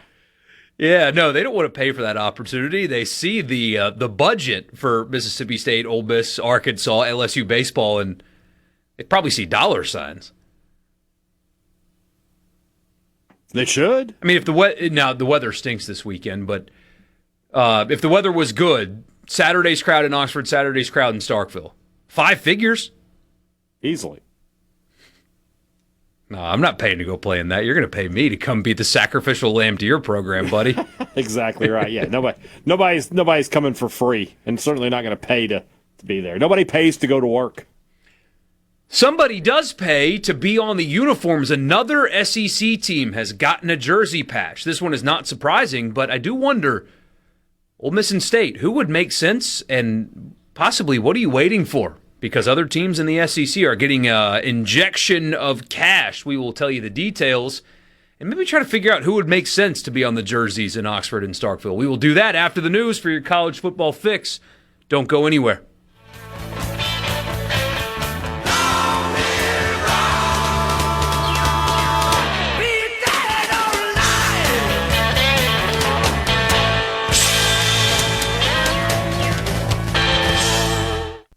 Your number one for sports talk. Anyone?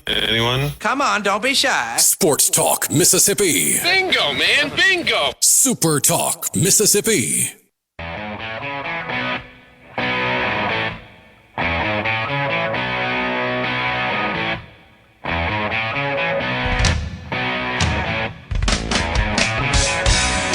Hour 3 already from the Pearl River Resort Studio at Sports Talk Mississippi. So glad that you guys are with us. I'm Michael Borkey. He's Brian Hadad.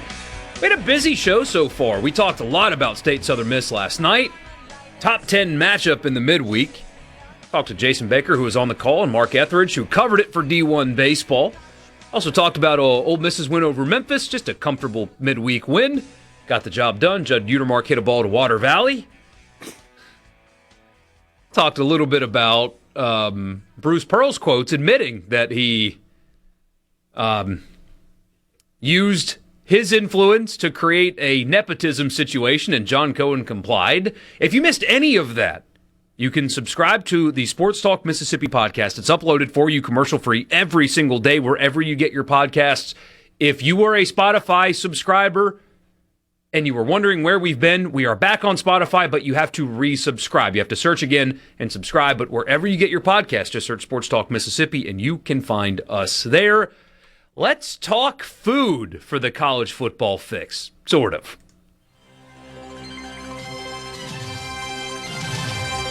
The College Food Ball Fix is brought to you by your friends at the Mississippi Ford Dealers. Guys, that's where you can find the best-selling truck in America. Perhaps you've heard of it. It's called the Ford F-150. Are you familiar? I think you are. You looking for a new truck? You thinking that's a good purchase right about now? I do. I think you need to head to your Mississippi Ford Dealers today. Thank you for your attention to this matter. So, you can now sell the jersey in college football. Think NASCAR, but on your jersey. LSU, I believe, was first in the SEC. They struck a deal with Woodside Energy Group, which is an Australian petroleum exploration and production company, according to their Wikipedia page. They are, I guess, about to and are currently doing a lot of business in Louisiana And the upset of the century is it being anybody other than Our Lady of the Lake Hospital, considering their close ties with paying LSU athletes in the past. I thought it might be Raising Cane's, to be honest with you. Well, he's going to buy the Pelicans and save us, is what he's... I could care less about the Pelicans, sir. Well, would you rather him... Okay, if you have a choice, invest heavily in LSU football or buy the Pelicans, which one would you prefer? The Pelicans. Thank you. Okay.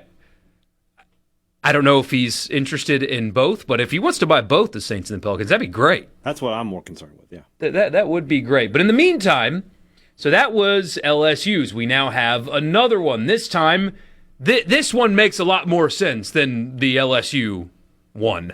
Tyson Foods has bought the Arkansas jersey, a deal that the financial numbers are actually undisclosed, but 90% of the money will go directly into the pockets of the players wearing said jerseys. The patch is hideous. They've shown some examples. It's awful. I mean, it is really bad. It should just be a dino nug. It really should. That would be so much better than the big Tyson Foods oval above the SEC logo on the Arkansas jersey. It's not good. It's really not good. What they should do is do the small SEC logo right on the middle of the neck and put Tyson down. But hey, they didn't ask me. Yeah, they didn't. But Arkansas and Tyson Foods have entered into a 5-year deal that will put the company's logo on all 19 varsity teams at Arkansas beginning in this academic year. Again, 90% of the money from the deal is going to go directly to the athletes' NIL opportunities, et cetera, et cetera.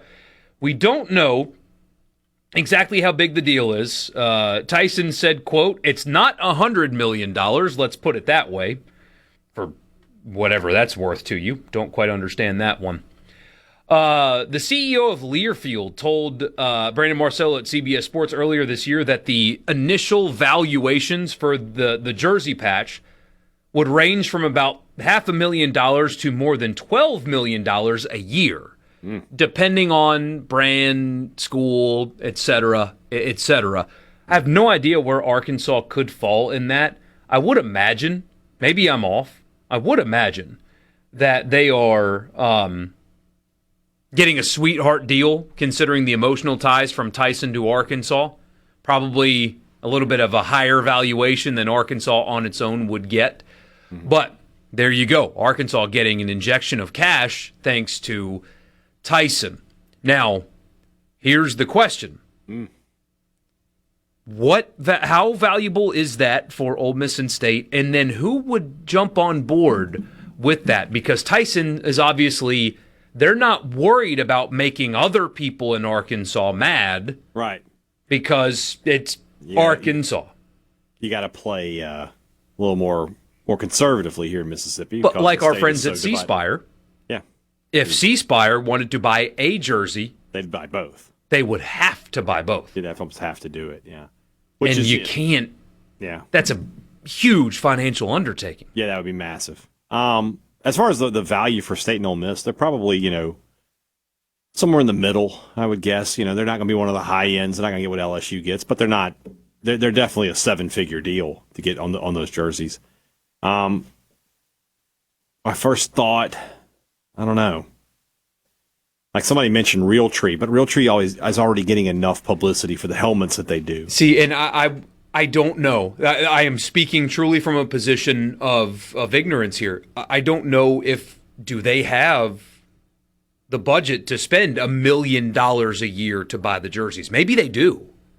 But I don't know if that answer is yes or not. It's a big commitment. There's no question. But that would be the perfect company, though, because, look, I mean, there are hunters in Mississippi, a whole heck of a lot of them, but it's not a Mississippi company. Realtree's national.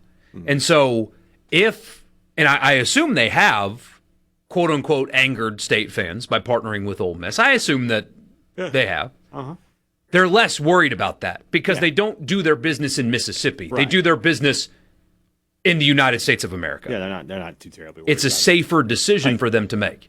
A decade plus ago, this would have been really easy. Brian Meats would have been on the Mississippi State jerseys already, probably, or at least And State also doesn't have a field logo yet either. So they that's something the next time we get a chance to talk to Zach Selman, I would love to ask him about, like, how far along are you in that? Because we talked to him when they first announced that they were going to allow teams to do that. And he said, it'd be about finding the right deal. Well, now we're a couple years in.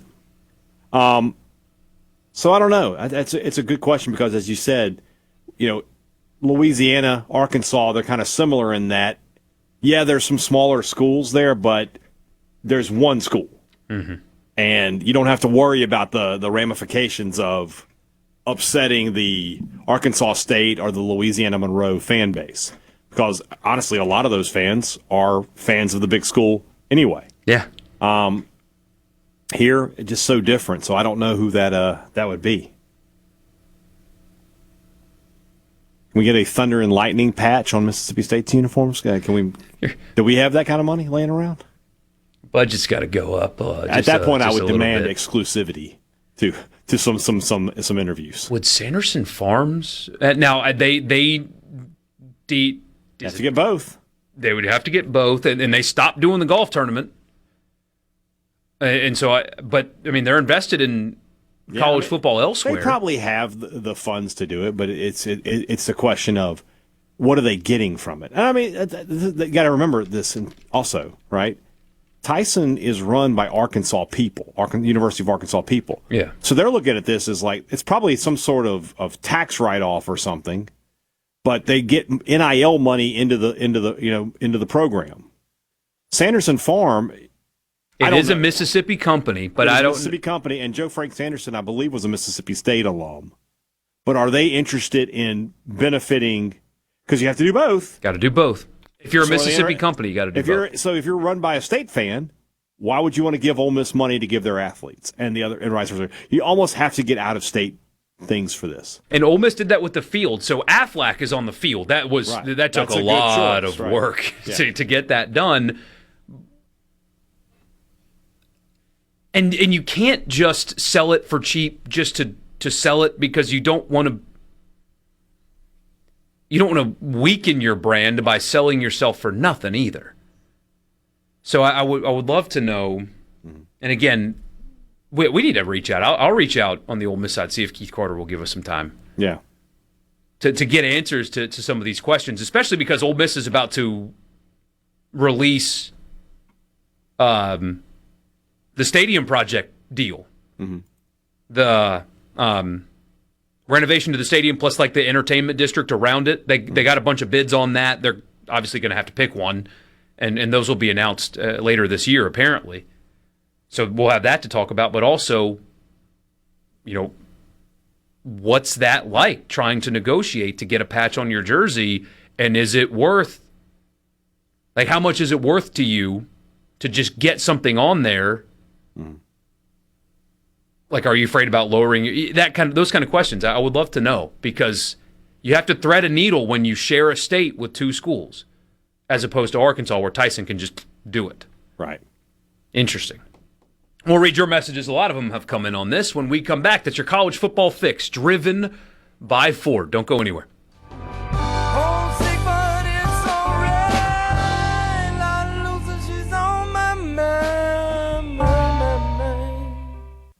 And the Venable Talk, Mississippi. Here we go. Super Talk, Mississippi.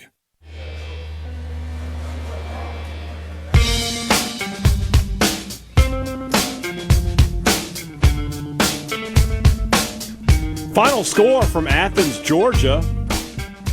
Western Carolina scores 4 runs in the top of the 9th. Oh! And takes a 10-9 win over the number 8 Georgia Bulldogs. That's 2 midweek losses in 2 weeks now for the Bulldogs, to unranked teams. So how did they score in the 9th? Let's see here. Oh goodness. So top of the 9th. There were 2 outs. Oh my gosh. Oh man. Ground out, single, double, walk, grand slam. Oh, let's go. That's awesome. How about the Catamounts? So that was grand. So that's funny, because in the bottom of the 8th, Georgia hit a grand slam to take the lead. So a grand slam for Georgia, and then a grand slam for Western Carolina, and the Catamounts get the win. Heck yeah. In Athens. Real quick around the SEC here. That one's up front. Vanderbilt has scored. They're leading the top of the 7th. They lead 2-0 over Troy. Eastern Kentucky leads Eastern Kentucky 4-2 in the bottom of the 6th. 8-2 Tennessee over Oakland in the bottom of the 7th. And as we mentioned earlier, all of the other games are a later start. On the text line, can you not have a different patch sponsor per game? That'd be easier to bite as a company. That seems complex, though. I'm sure you could, but nobody wants to sew on 12 patches. Yeah, like you just want to have a patch, and that's what we got the whole year. We don't have to deal with that. And especially because, like, what game are you choose? Like, what game do you get? And you got to put a valuation on each game depending on time slot and opponent and network, and that's a very complicated endeavor. But what about Mossy Oak from Mississippi State? Like, they're kind of the opposite of Realtree in that they have not been. I'm sure they give money, but they aren't very public about it. So yeah, another vote for Sanderson Farms. That would make sense. They are invested in sports again. There's a real chance that even if they would have re-upped at the golf tournament, that the PGA Tour in their new direction would have gone away from it anyway. But they did pull out of sports, or at least pulled out of a sport, but that's a lot of money that they were spending that maybe they reallocated to the national thing. I mean, Greg McElroy visited with us at Media Days, and those tongs work for you? Those are bad tongs. I sure hope that nobody's pitching Sanderson Farms. I'm just saying, the tongs, I eat chicken all the time. But they're not my best pair of them. They're not my best pair. I came home, I was very excited about the tongs, and they don't reopen. That's right, they just close. I'm like, there's what no am I spring supposed in them. to do with it? You can't snap them. And that ruins the meal. I got to be able to snap my tongs. So, yeah. No, Sanderson Farms is getting a ton of my money. I eat chicken 3-4 times a week. Yeah. But their tongs were not great. Thought Trax had field logos at Davis Wade, somebody asks? No. Realtree, Ole Miss State, Mossy Oak. I don't know, but I mean that seems like the most natural, obvious answer. But do they have in their advertising budget 7 figures a year to put on a jersey patch? I don't think That's it's the question. budget. I think it's just, do you want to be that public in your support of one in-state school? One of them already is, but again, they're headquartered outside of Atlanta somewhere. They're less concerned about it. Yeah, Mossy Oak's headquarters are here in the state of Mississippi. Here's the thing with Mossy Oak, though. You already have a camo company associated with Ole Miss. I don't think it's the worst thing in the world that's the thing. Yeah, you think associate with the other. You could build up some loyalty with them, but that's the decision they've made. So. Somebody says Ole Miss sponsored by my a company that he wants me to apparently start that involves. I can't even read the rest of that message. I hear you. I appreciate you thinking that I should be an entrepreneur, but I don't know if that. I am missing this. Where is it? It's a purple label. The Camo Bowl, Ole Miss with Realtree and State with Mossy Oak. What would be funny is if the game was ever played at a neutral site, which I would be very against, right? The Egg Bowl does not need to be at a neutral site. It's fine on campus. But if you did have a neutral site Egg Bowl, one end zone is painted in a Mossy Oak camo, the other one's painted in a Realtree camo. Really lean into it. Yeah, there you go.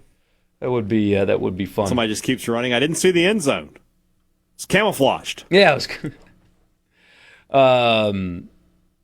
Somebody says KLLM for Ole Miss, but therein lies the problem. You're a Mississippi company. You don't want to align with one. They already think about what they do with the trucks, right? They give an equipment truck every so often to not even the big three. They include Jackson State. So yeah, it's just unlikely.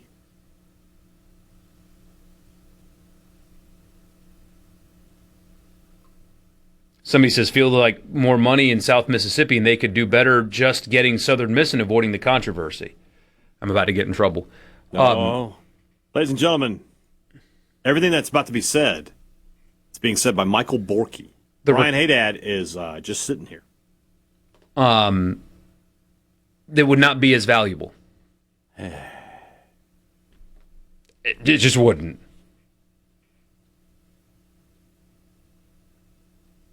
So That's going to get clipped. I'm just going to let you know.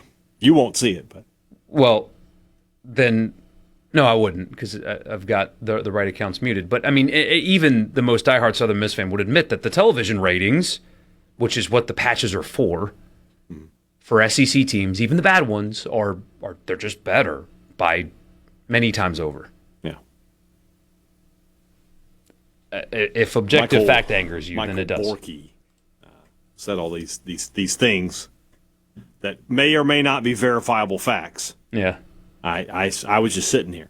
I was reading the C Spire text line, 601-879-4395. Somebody suggests the Tourism Bureau for Trinidad and Tobago. They just put their flag right on the jersey. I'm really surprised that the Tourism Bureau for Trinidad and Tobago has not in some way reached out. And maybe they have, we just don't know about it. But, has not reached out to do some sort of promotion. Hey, Ole Miss fans, book your next Caribbean vacation with us. I mean, and also to give Trinidad a NIL deal. Be like, I mean, there's no doubt that on a college football Saturday when he's playing, people are Googling the heck out of the islands. Yeah. BetterHelp or TalkSpace needs to give State's jersey spot in football. That's just funny. Okay, we need to get to Canva tonight. No, don't do that. Don't get me in trouble. No. But BetterHelp is that's funny. For those of you who don't know what BetterHelp is, it's a online therapy place. What's the website where you can look up how many times a phrase has been searched on Google over a period of time? How do you do that? People do that all the time. I did not know such a phrase existed. Such a website existed. It does, but I don't know where to find it. But I mean, I cannot imagine that Trinidad and Tobago, really since they beat the Americans to knock us out of the World Cup all the way back in 2018? Google Trends? Is that what we're talking about? Give that a shot. All right. And see if Trinidad and Tobago received a spike in 2025. All right. I need more than the past 24 hours. Hold on. Yeah. Past year. Yep. How much? So, in October, Trinidad, the word Trinidad was searched. This must be thousands, right? Is this thousands? I don't know how to read the graph. It says 33, but that's got to be 1,000, right? Got to be. Not 33 times. I've done it 33 times. Yeah. On, what day of the week was this? From between January 3rd and January 10th, it went up to 100,000. So, yeah, it spiked. See, there you go. Quite a bit. Somebody needs to reach out to the Trinidad and Tobago Tourism Department. I'm looking at resorts online right now. Beautiful resorts. I'd vacation there. Country. So somebody asked the important question. Could DraftKings do it? Could FanDuel do it? No. Not right now. That's something they would have to change some laws for. That would be a terrible idea to have DraftKings doing and putting player props out there, and you're wearing a DraftKings jersey. I mean, it's kind of like the Kalshi thing. It's not a good. It's just not a good look. I think we both know enough about DraftKings and FanDuel that if they could do this, they would have. Already. Oh, they would. They would have bought somebody's helmet. It would be like they would literally be like a NASCAR helmet. Mm-hmm. You think about Premier League soccer, where the team logo is small and the sponsor logo is big. DraftKings would do that. Yeah. Somebody being sarcastic on the text line says nothing screams camo like Ole Miss. ... I mean, Ole Miss fans hunt. I mean, they absolutely do, buddy. They hunt and fish just like you. Yeah. There is a. I mean, I understand stereotypes and they exist for a reason, and there is some truth to a lot of them, but. If you think that your local Ole Miss fan from Mississippi is not a Mississippi guy like you that does Mississippi guy things, you're nuts. But I was going to go if you don't think the average Ole Miss fan is a redneck, you might be a redneck. You might be a redneck if you cheer for Ole Miss. That's going to get turned around real quick. We'll be right back.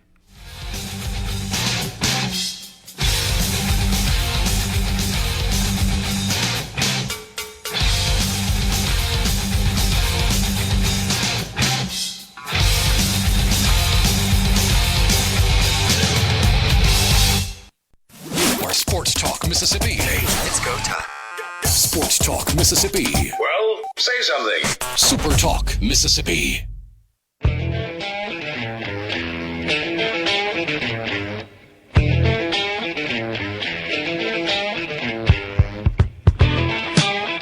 There's nothing I love more when someone texts us something that they did not mean to text us. The C Spire text line is 601-879-4395. I feel bad for someone who is like a 662 version of that, or 879-4394. Or sometimes you just, like, you're texting one person, you're listening to the show, and then one pops up and you don't switch over right away and you're mad about it. He's still at it with us.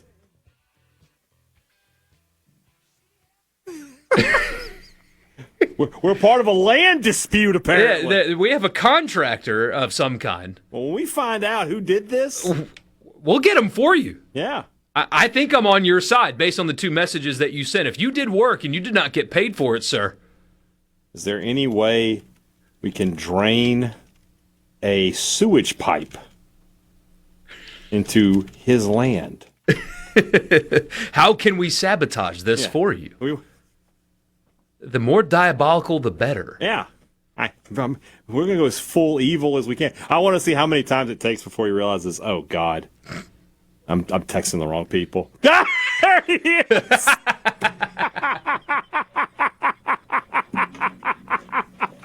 He said, oh. He said, oh, but he didn't say fudge. He said the Queen Mother. Hey, seriously? We hope you get paid. You deserve. We're pulling for you, sir. Yeah. I wonder how long he looked at his phone after I sent, is there any way we could drain a sewage pipe into his land? Where he's like, I bet there was a moment where he was like, that's not a terrible idea. Like, hey. If he doesn't pay me. We're in we're dirty deeds done dirt cheap here on Sports Talk Mississippi. Cyanide, neckties. We'll do it all. Oh, that's great stuff. I've texted my friends' text group many times before. There you go. It is. He's there. It's a good thought. Yeah. This would be funny. Don't mess with us. No, heck no.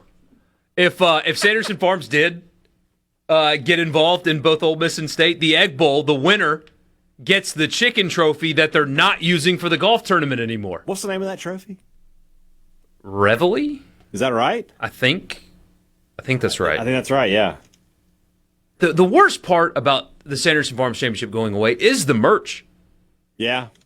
I would have spent a lot more in the merch tent had I known. Reveille the Rooster, you are correct. I would have spent a lot more in the merch tent had I known.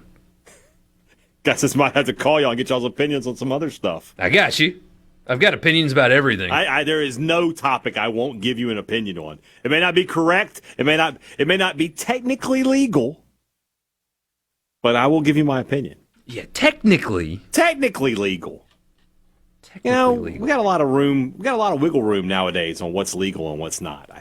I feel. Dave says I'm wearing last year's Sanderson Farms shirt right now. Great logo, great merch. Gone forever. May it rest in peace. A lot of good times. A lot of fun. It may not be gone forever. It's just gone this year. I think Brian Rolapp, the new commissioner of the PGA Tour, is making a lot of changes to the schedule and how they do things. And all right. I don't know. I liked it at first, and I don't know if I like some of the ideas now. We'll see. Look at that. Look at our guy. Tomorrow on Mornings with Richard Cross at 7:05 a.m., Sean Duffy, the United States Secretary of Transportation, will join the program. Good for him. I know you're ready and locked in. What time? 7:05. Oh, I know you'll be up. And I usually am starting to stir around 7:05. Really? Yeah. When that's around the time, yeah. My wife's getting ready for work. That's when I'll wake up. I wouldn't even know where to begin on what to ask the transportation secretary. Roads, bridges. Can we get them fixed? Infrastructure. Tell me about it. Potholes. Yeah. Problem? Stuff like that. Yeah, sure. So she's Secretary of Transportation. So what do you drive? Let's talk cars. Yeah. What do you transport in? Yeah. The Transporter movies. Your thoughts, Jason Statham. My favorite thing, the funniest clips I've been seeing recently on like Instagram is the guy whose name I forget, but he does the Dr. Phil impression. You know who I'm talking about? It's Adam something, right? He's on Kill Tony all the time. What's his name? Adam Ray. Adam Ray. He's awesome. He does. He's like, this is my impression of Jason Statham at a Target being told by the manager that he's parked in a handicap spot and he has to move his car. Ready? Yeah. That's the funniest thing ever. I don't know why it's so funny, but it is. Yeah. That's a great impression. Because he just came out of nowhere. Exactly. He just came out of Why nowhere. does America's national train system suck? There we go. Do you like choo-choos? Do you like choo-choos? Now that's if James was running the interview. Yeah. James would be all over like trains and stuff with this guy. What's that show? Oh, gosh, where you've seen the video, I know you have, where he is doing an interview at a law firm, and he's got an earpiece in, and he's got a 7-year-old feeding him the answers to the job interview. I have not seen this. Oh, it's so funny. I'll have to find it. Okay. But she asks about his experience, like, why do you want this job? And the kid's like, because it says no bad guys. And he is so good. He's like, because it says no bad guys. Yeah. And she's so confused. She's like, okay, moving on. Yeah. And then at one point, the kid's like, can we not do this question? And that's his response is, can we not do this? Why does he have a 7-year-old? The 7-year-old is feeding him the answers to the questions in the interview through an earpiece. A 7-year-old to do this. Why would you not pick an adult? Because you got to watch it to understand. I got to watch it. At one point, one of his answers is, "Do you like skateboarding?" Like it just totally unrelated. Like it's really good. All right, I'll take your word for that. Oh man, I don't know about that one. I do. So the train thing is interesting, though. Actually, I want Richard to ask about that. Why? We need more trains. We need more trains. It needs to be a more viable travel option. I was watching, I think on Instagram, some of the World Cup, and they were discussing like the final game is in New York, right? Mm-hmm. So it's illegal to walk to the stadium in New York. It's against the law. You got to park your car. Well, because it's surrounded by interstates and stuff. Is that right? Well, he said the guy said there is a way to get to the stadium without crossing the interstate, but it's illegal. You got to park your car. And he said that apparently 10% of America is parking lots, and that's the difference between America and Europe. Is in Europe you take public transportation to the game. There's bars all around the stadium. You get a pint. You go to the game. You come back after the game. You're celebrating. In America, you go to the stadium, there's a parking lot.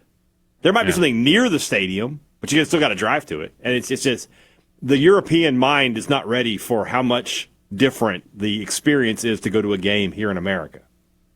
Except for very few places. Very few. Like, I mean, New Orleans has that. Mm-hmm. We stayed at a hotel downtown, walked to Monster Jam. Yeah. Walked to dinner, walked to the show. The Superdome is an example. Now, a lot of the new stadiums are just out there. It sucks, too. Yeah, well, I mean, I agree. And they're all going to be, closed. That's another thing to think about. Like, this might be the last American World Cup just because so many of the stadiums won't be open air anymore.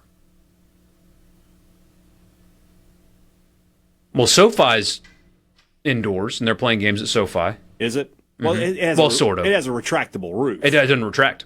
It doesn't retract. It's just open air. It's open so air. It's covered. It's completely covered. Well, it's open air then. That's what I'm saying. A lot of these, I think the push, like with the Bears Stadium, is to have domes and have, not have the open air part. And soccer kind of needs that. So, I am really excited about that. The guy says Americans don't ride trains, we drive. Yeah, but why? That's the question we're asking. Like, why is public transit? I can't believe we're having this discussion. Why you brought it up. I know, but why Thanks, is public Richard. transportation in America not better than other places? So. I mean, it's a pain in the rear end to take the train to New Orleans. Oh yeah, it'd be great if it was just faster. We'd go all the time. It takes a 3-hour ride and makes it 7. Mm-hmm. Nobody wants that. Yeah. When we're talking about trains, we're talking about like high-speed trains. I want a light rail. I want to be like Japan, where it's just like you're in Tokyo 1 minute, and then 5 minutes later, you're on the other side of the country. See, we should be doing this interview. I'll see you at 7. No, you won't. I can push a couple buttons in here to make sure that Richard cannot be on his show tomorrow. You're going to come in there and take Lance hostage? No, he won't know. Oh, okay. No, I mean, I could push the buttons right now. I see. And Richard wouldn't be able to. We're taking over. We're like the Blue World Order. If there's ever a day where we want to do the politics show. There isn't. But what we could do is like when Kentucky Sports Radio lets the Pardon My Take guys take over for a day in the summer. Yeah. And they, on purpose, spend 3 hours pronouncing John Calipari's name wrong. That's not the worst idea. That would be us. We need to do that on a day where like J.D. Vance is on with him. Oh, my gosh. Like the interview of a lifetime. We got to wait for a big guest. Richard's like, I don't know what's going on, and you and I are so, hey, what's up? The economy. Tell me. Bad? Good? I can't tell. Markets crashing? Rising? What's up? We'll wrap the show up with you next. Sports Talk Mississippi. Don't go anywhere.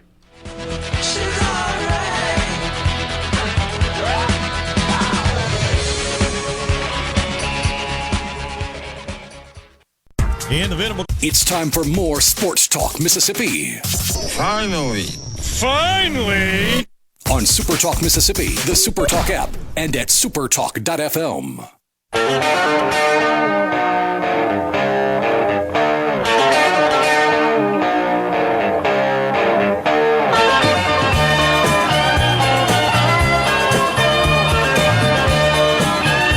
Midweek baseball action coming up here in just a little bit. Of course, we will talk about it tomorrow. So both Southern and Ole Miss with midweek and State not. That is correct. Ole Miss, North Alabama coming up here in about 37 minutes from right now. So they didn't cut into the show today. Appreciate that. I do appreciate you. Yeah. See?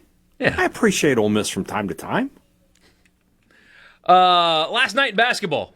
Any thoughts? I just wanted to end. I just wish I had called my buddy down in Florida and been like, hey, let's put 100 on Florida minus 22.5. Let's just do that, and you can Venmo me the cash later. I wish I had done that. 108-74 the final. Mississippi State gave up 61 second-half points last night. Well, that beats what happened when they played Alabama, where they gave up 61 first-half points. See? Yeah. State, I will say this, and I've been saying it the whole time. Jans is back next year. I don't have a huge problem with that. But holy cow, man, this is embarrassing. Like, they're not just losing these games. They're getting run off the court in these games.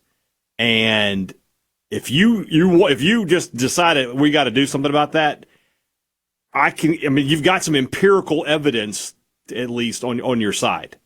The way State's played basically since the Auburn game. Like they have just been they've given up over 90 points in every game. Yeah. Since then. It's just ridiculous. Ole Miss loses in overtime to Vanderbilt, who came in ranked number 24, and they've lost 11 of 12 now is what Ole Miss has lost down the stretch, and yeah. It's why we didn't really we don't get everything right or anything close to right, but that's why we didn't read into the one win at Auburn. Auburn was streaking negatively as well, and I hate, and you and I are so in lockstep on this. They're still playing hard. I don't care. That's the minimum. But you know what? At State, I'm not even getting that. You're not getting that. But these are professional basketball players. That's what they're. They're pros now. Oh well, at least they're still playing hard. Yeah, that is the bare minimum. It's so crazy from an RPI standpoint. The SEC is still the best conference, I believe. But the conference is so mid. Now maybe it's just because last year it was so good that I'm skewed by that. But it is not good this year. Auburn is not good. State and Ole Miss are terrible. South Carolina and LSU are awful. There's 5 teams right there not going to make. How many teams made the tournament last year? It was out of 16. It was 14, I think. And there's still a chance that 11 get in this year. Well, that's what I'm saying, though. You're talking about like 5 teams for sure. 5 teams, 4 are for sure not getting in. South Carolina, LSU, State, Ole Miss are not getting in. Yep. Auburn shouldn't get in. And I guess that's it. I mean, is Georgia in? I guess they're in. They're not. I mean, they haven't been great this year. I don't know. Georgia got a big win last night. Oklahoma's not getting in, are they? Oklahoma's not getting in. No, so well, they just got to 6-11 in the league. Come on, they can't get in at 6-11. So yeah, there's basketball. What's coming up in? Somebody says still the best conference with a bunch of laughing emojis. Again, this is a guy who's he refuses to look at numbers. I just said from an RPI standpoint, which is 110% based totally in mathematics, it's the best conference. Yeah, but still, argue with an algebra book. I mean, I don't know what you want me to tell you at that point. It's just silliness. What is coming up on Thunder and Lightning? Baseball. I got a quick talk with Robbie Falk in there as well. Recorded a segment with him earlier today. Plus, we'll talk. Mississippi State made the hire of Philip Montgomery official today, so we'll talk about that. Officially official. We'll talk about that and some more on Thunder and Lightning. Just a bit. I was almost there. I had another minute, and you would have not said it, and I could have made fun of you. Well, too bad. So sad. That is coming up, though. If you want more Hey Dad, you can get an extra hour of him. Also, wherever you get your podcast, Thunder and Lightning for you State fans, Rebel Report for your Ole Miss fans. Don't forget to subscribe wherever you get your podcast to both of those. And if you're looking for more Southern Miss, Eagle Hour every day airs on station there in the Pine Belt, but also wherever you get your podcast. Check them out there. Also, Genteel. I'm wearing Genteel. Hey Dad's wearing Genteel. Genteel Apparel, GENteelapparel.com is the website. It is a Mississippi business, and you will look great and feel great. Look good on game day with their collegiate collection. If you are listening to this and you're a fan of a college athletic department that plays Division I in this region, they got you. They got you covered at Genteel. Look it on the golf course, at work, at church, on date night, everywhere in between. GenteelApparel.com. Stick around for more Hey Dad. I am out. I will see you guys tomorrow at 3. Thunder and Lightning coming up next.